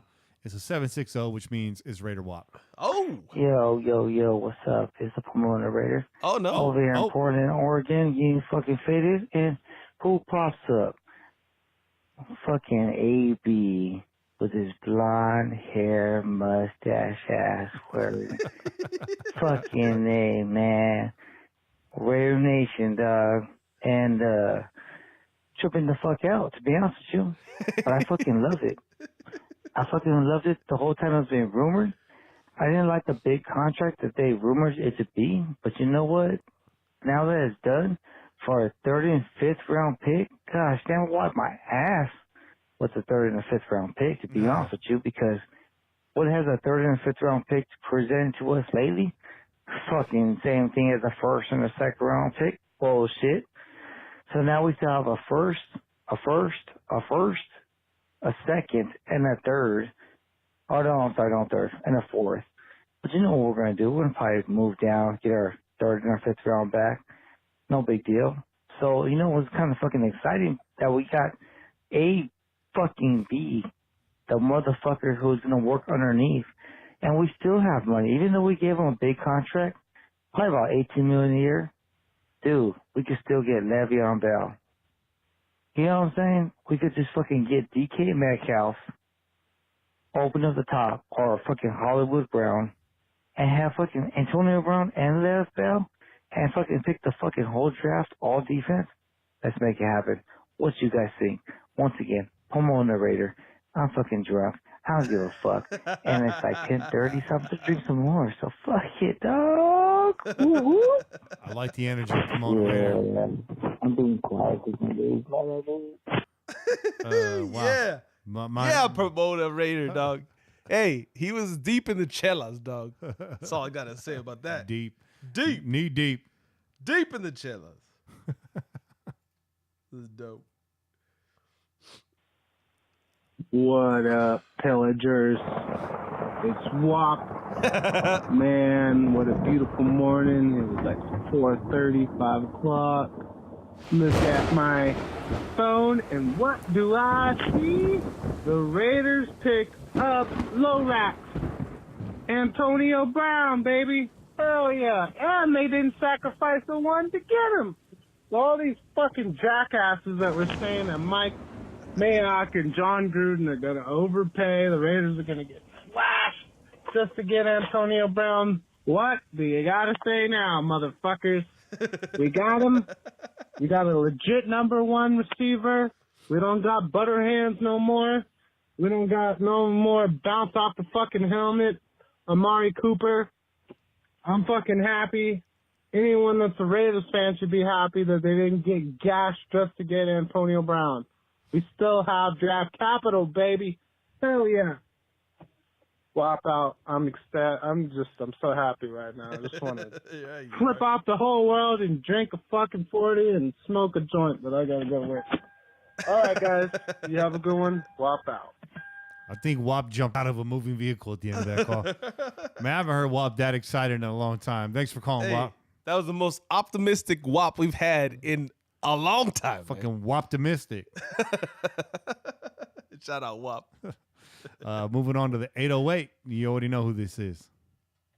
Yo, Kenny and Shay, man. It's your boy, Sean Hildebrandt, out here on Oahu. Just seen the Antonio Brown news break this morning, and I'm absolutely shocked the type of trade capital we had to give up to get him. A third and a fifth for a Hall of Famer who's 31 and still playing elite? I know we're paying him a pretty coin, but you knew that was going to happen. We weren't going to acquire him and not pay him. So, that's right. But the draft capital that we still retain, we still walking into this draft. We got 3 first-rounders, 4 in the top 35 still, and we just got a wide receiver number 1 that's going to put up probably 1,200 to 1,500 yards and probably somewhere between 12 and 15 touchdowns in this offense. I can't believe we got him for that. I'm just really excited. I can't wait to get in the show, hear what you guys got to say. Also, I want to say, how crazy is this that Amari Cooper, first-round pick, Brandon Cooks, first-round pick, Percy Harvin, first-round pick, Antonio Brown, third and a fifth? Damn, it's crazy, but I'm excited. Big personality. Like I said, I think Big Ben was one of the bigger issues over there in Pittsburgh, and the way Mike Tomlin catered to him. So the personality stuff, yeah, he's got some diva. He's got, Mr. Big Chest, but I just started following him on Instagram. It looks like he's family-oriented, and he's just really happy about a change of pace. So I hope the guy just comes in and balls out for us. Now we can still add a wide receiver at the back end of the first. I just can't believe the opportunity we have right now going in this draft after acquiring Antonio Brown. It's promising. And I also seen the news that KO just got traded to the Jets. KO was a great player. Reggie McKenzie paid him starting left tackle money when he signed him. He was a great guard for us, a great leader in the locker room, but they re-signed Denzel Good. I think he'll start at right guard, and I think they'll move Gabe Jackson possibly back to left guard, which is what he originally played. But oh my goodness, I'm out of breath. Lots going on, but can't wait to have a Shella with Shay and Kenny. Watch your guys' show later, and hopefully Angria gets more than 4 right on the 2-minute drill. Oh, burn. I go. Hello. She did, by the way. She did. Great call there, Sean. Man, those stats right there, Percy Harvin, Brandon Cooks, Amari Cooper, all first-round picks, 3rd and the 5th for Brown. That's it. That's incredible. Unbelievable. Un-goddamn believable. That's some goddamn believable. That's what that is. You know what, Sean? I'm looking at this right now. I'm thinking about what you just said. And I got to say, I got to agree. Plus, all these comments about Brown being a diva over there in Pittsburgh, you're dealing with Big Ben as your quarterback who's, arguably running the show over there. And I'd be upset, too, if Omar Epps was my head coach. You know what I'm saying? I'm just saying. Next question. What's up, Kenny, Jay, Kane? We got AB. Crazy stuff. Just traded Kelechi Osemele as well. I'm not entirely sure how to feel about that one, but what can you do? I think, we've got to be happy with it, haven't we? It's good to see the Red Nation with such positivity for once. And just want to hear your thoughts on it.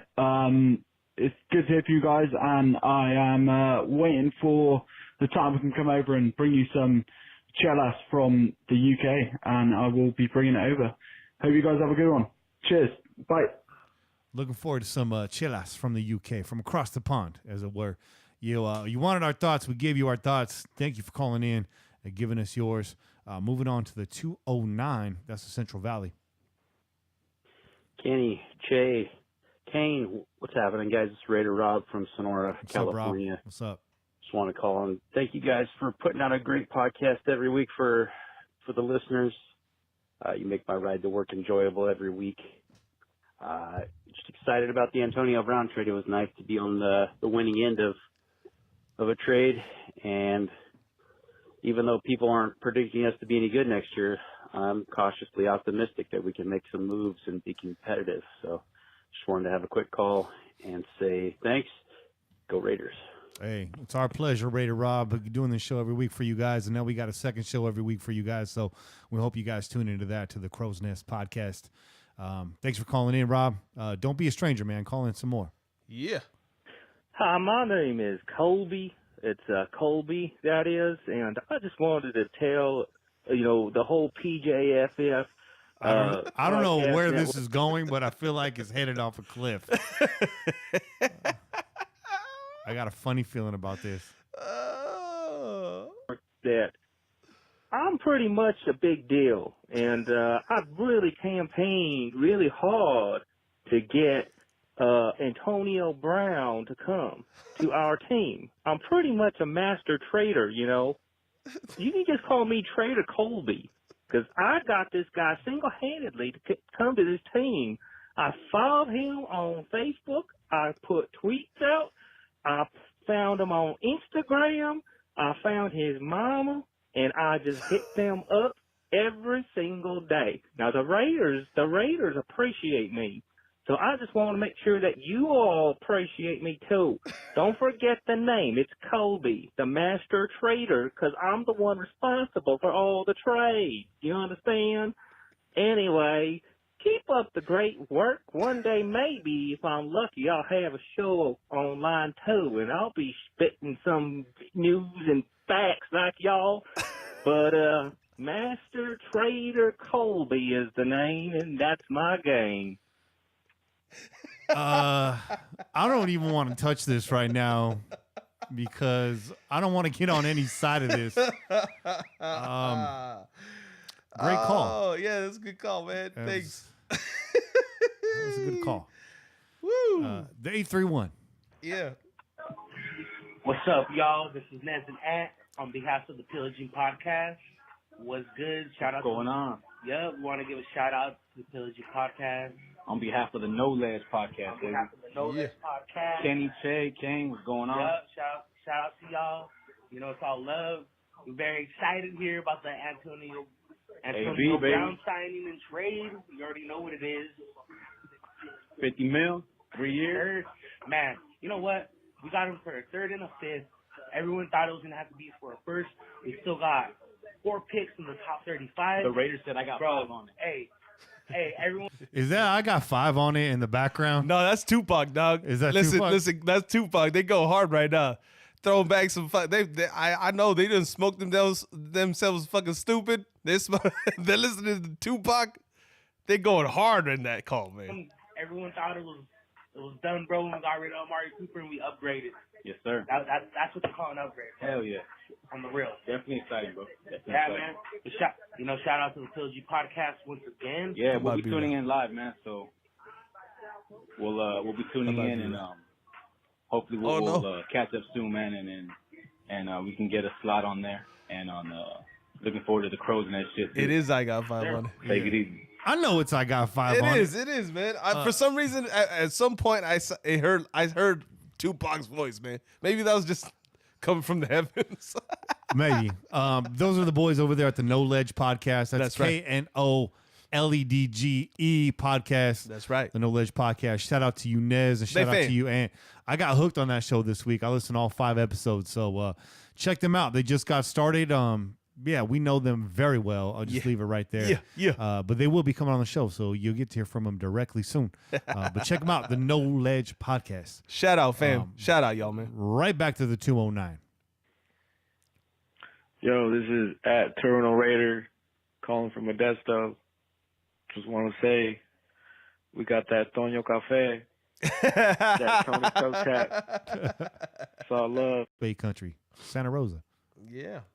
Yo, guys, it's been a while. It's IR Johnny. Hey. Hey, so it has. Obviously, everybody's going to be talking about AB. Everybody's going to be talking about, you know, the trade that happened or whatever. So check it out. We just lost, you know, $10.2 million off the cap for trading Kelechi Osemele. True. And we got our 5th round pick out of it. So what about Le'Veon Bell? Give me your words. Peace, man.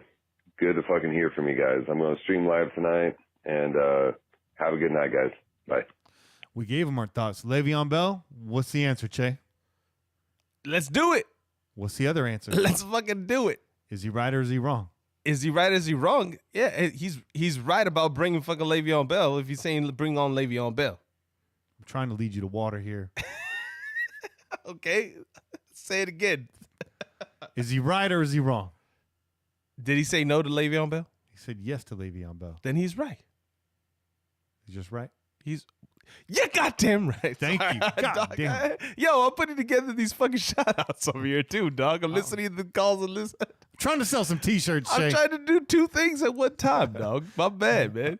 Don't be trying to catch me off guard with these fucking 2-minute drill questions, dog. Shit. A long time haven't heard from this caller right here. You know the man well. It's 303 Raider. Kenny Che. Ah. Boy 303. Good to hear your voice. Calling saying, actually, where's today? My goodness.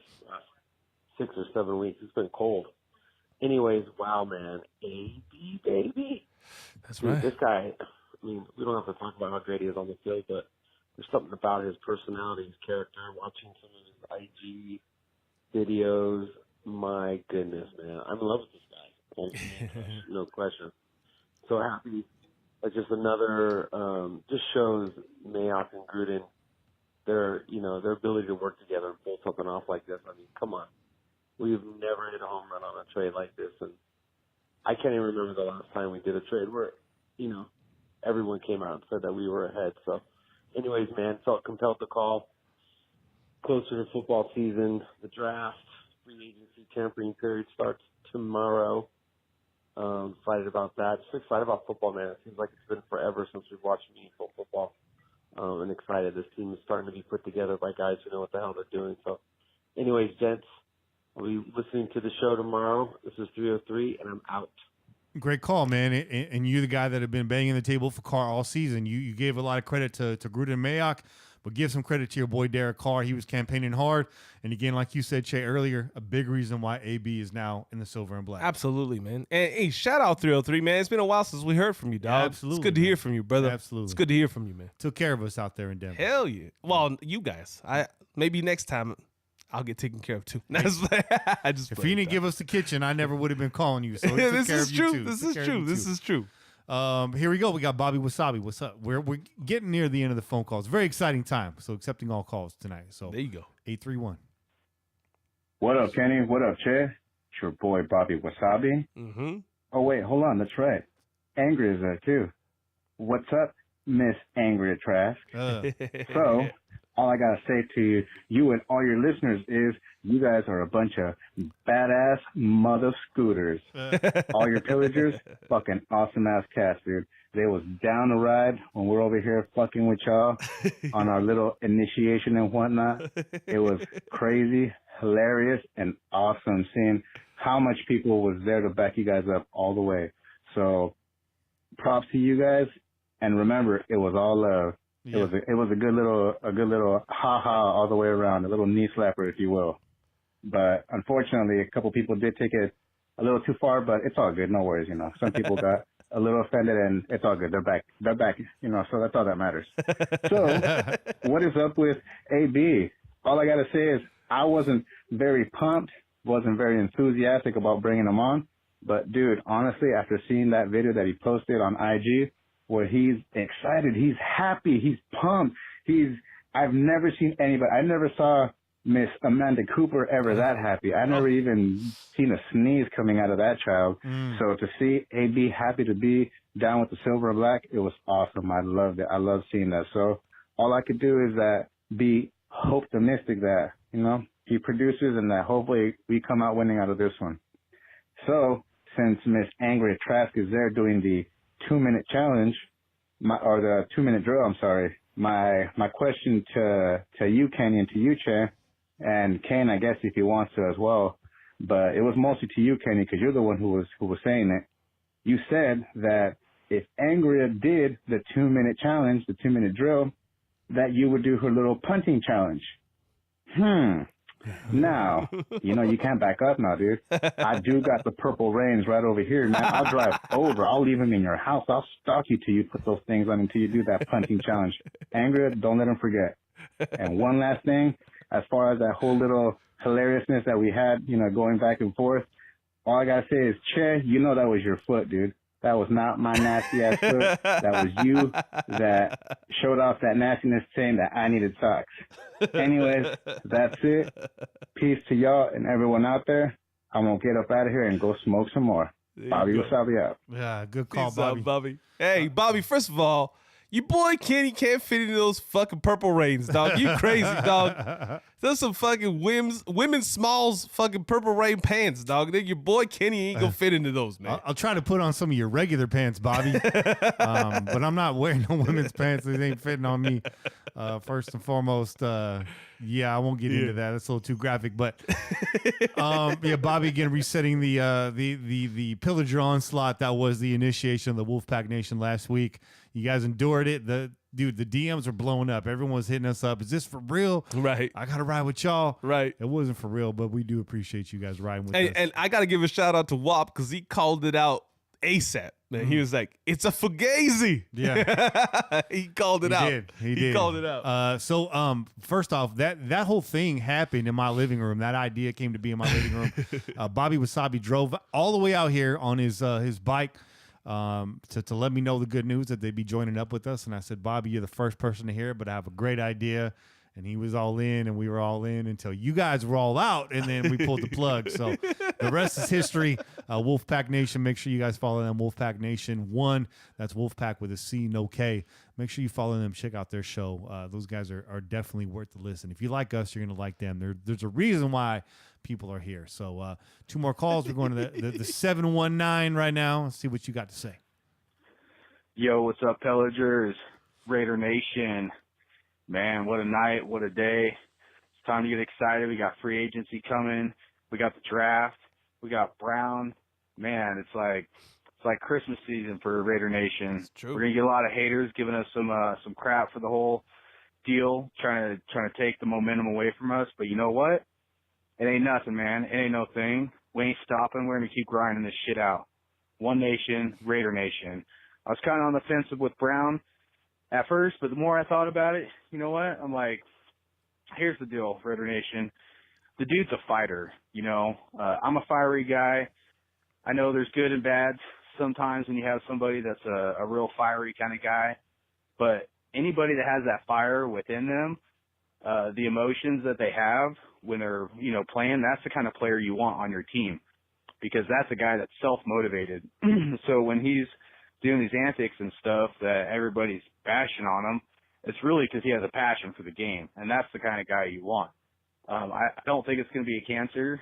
I know that's a big worry with everybody, and it still is for me too, but the dude has that fire, and that's what you want. The other thing about it is him being a big splash like that. I've been saying all year long, dude, we need a couple big splashes of free agency. Signing him is going to help bring in a lot of other free agents, because you know, players are going to see that Raider Nation, the Raiders are going in the right direction. We got draft picks. All we got to do is land 1 or 2 more big-time guys in free agency, and we're going to turn this thing around. I'm not calling Super Bowl yet, but we're going to turn this thing around where the skies aren't so dark, and we can see light at the end of the tunnel. We just got to stick together, Raider Nation, unite the clans, man, stand up, fight the hate, and we're going to fucking bring this shit back all day, every day. One nation, Raider Nation, stand up. Rise up. I'm out. One thing, we don't like to get political on the show, but we are not going to unite the Klansmen, if I heard that correctly. So, I'm just saying, we wear black over here. We wear silver and black. Really quick before we hear our last call, which is a short one, very short one. The Raider Critique said he's out on Bell if Lynch is going to return. I'm going to tell you right now, Critique, Lynch made a decision not to return to the NFL the moment he tried to light a blunt on Al Davis's torch, which I appreciate and I respect, but I think Lynch has sent a message. I think he's done with the NFL. If he does come back, it's not going to be for a big cash payout, so theoretically, we could probably ride with both of them, but I think Lynch is going to retire. I think you're right, man. And, I think you're on the right side. And I appreciate him come over to the Silver and Black for his last hurrah. Last call, really quick. Let's hear what it says. Chenny! Richard Nixon pick. Damn. I think that was Bobby. It was. He both dropped the Chenny and sent us the dick pic in a voicemail. Good job, Bobby. Good job. Well played. And by the way, you're right. I'm not fitting into those purple rains. Last thing these guys want to see is my poly orchid flopping all around the TV screen. That's not fitting in there. Yeah. No, it's not. Those were our calls, man. Those are great fucking calls, man. That was beefy. That was beefy. That was real beefy. Oh, man. Let's do these shout-outs, bro. Let's do it. Shout-outs. All right, shout-out on Twitter. Shout-out to Sam G, Phil145. Shout-out to John Luke from Storage Wars, who followed us. Okay. Very randomly. Shout-out to Young Michael, Tovi Tove, JL Raider. Shout-out to the Blackout Podcast. Make sure you're following Blackout CNPN on Twitter. That's our boy Sean. He's going to be launching his podcast real soon. Shout-out to Saturday Sports Beat, Rich Tuiono, Raider Mac 1, Big Boy C303, Andrew Stomberg, Antoine Odom. Yeah, that's right. The Antoine Odom following us. It's kind of legit. Okay. Shout out to Antonio Bryant also following us. That's cool. Shout out to Raider Thomas, Kyle Hagstrom, Captain Versace. Oh, shit. Shout out to Johnny Galt, Oak Tico Sports. Shout out to Shadow House, Ellen Jeter, Raider Dangerfield. No respect. Shout out to Raider Aid, Bad Blake, Standpoint Music, Toon Raider, Ian Waters, Queen Bay 408. Shout out to Kenny Stapler's burner account. Uh-oh. Very interesting. Shout out. Maybe follow that account. Maybe. I mean, let's see what he's all about, man. Just to be clear, I do not own that account. So shout out to John Bacallia. Shout out to Alex Bukowski, Mr. Raider Kid 24, Sean Michael, John Chef, Patrick Hanna, Toro Parada, Doghouse, James Harad, Escaleto. Shout out to Captain 555. Shout out to the Thirst and Goal podcast, and shout out to Job Balab. And a new thing we're going to be doing on the show, if you want a fresh shout out from us, follow us on YouTube. Just hit that subscribe button. Shout out to Bishop916. Again, Rich Tuiano, who followed us on YouTube today and Twitter. George Aubert, Anthony Tovar, Anthony Rodriguez, TK, Mario Adame, Kevin Thomas, Dirty Eric, Anthony Tanner, Benin Hausen, Pete Gonzalez, Javier Diaz, Juan Murillo, Richard Justo. Your porn name is Dick Gusto. And shout out to Moni. Big shout out to Chetan Renshad. I don't know if I'm saying that right. For the very generous donation, extremely generous donation. I don't know who you are, but I extremely appreciate you. Your money almost takes care of April's service fees in their entirety. So I appreciate that. You kept on the show on the air for at least another month. Che, IG shout outs, if you will. Oh, yeah, man. I got a gang of them because I also got a gang of follows on the new IG page. So here we go. We're going to run through them as fast as possible. Shout out SH Money Rich, Violinist 9870. Shout out Hooters of West Covina. Shout out MCT 288. Shout out to Tulare all day. Oh. Shout out to our boy Mario Tovar over at the Raider Ramble. He goes _M Tovar 87. Cool.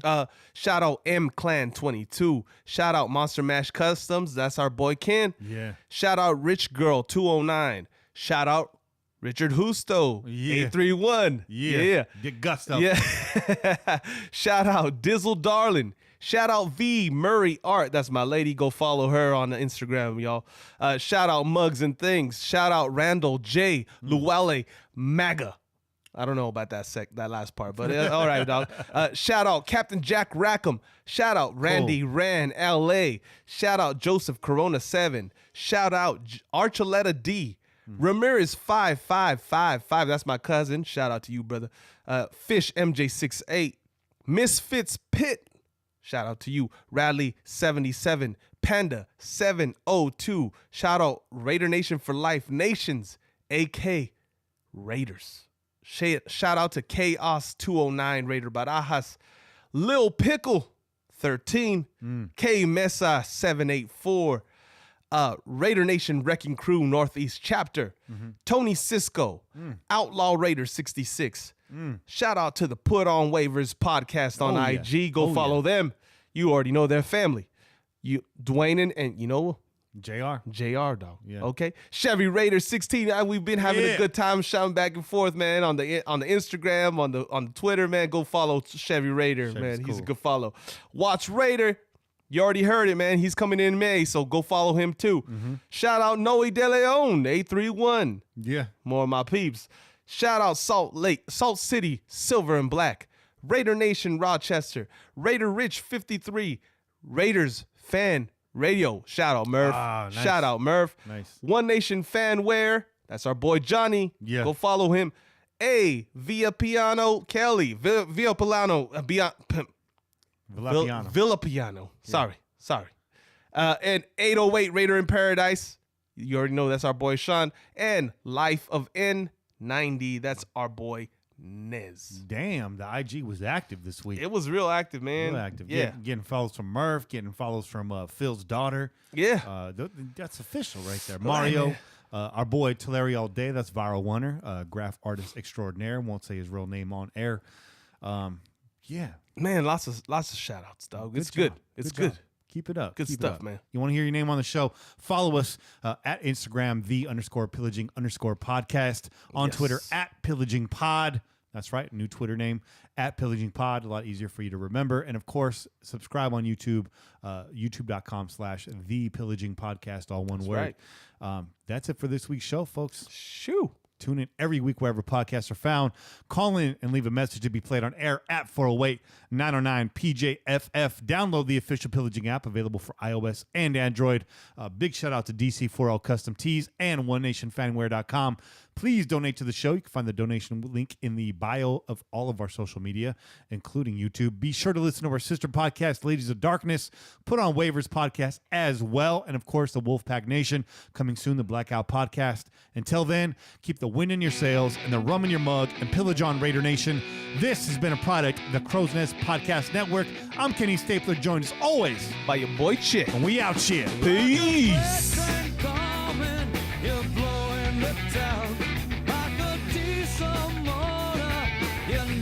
Shut down with your pistons pumping, you're mowing them down.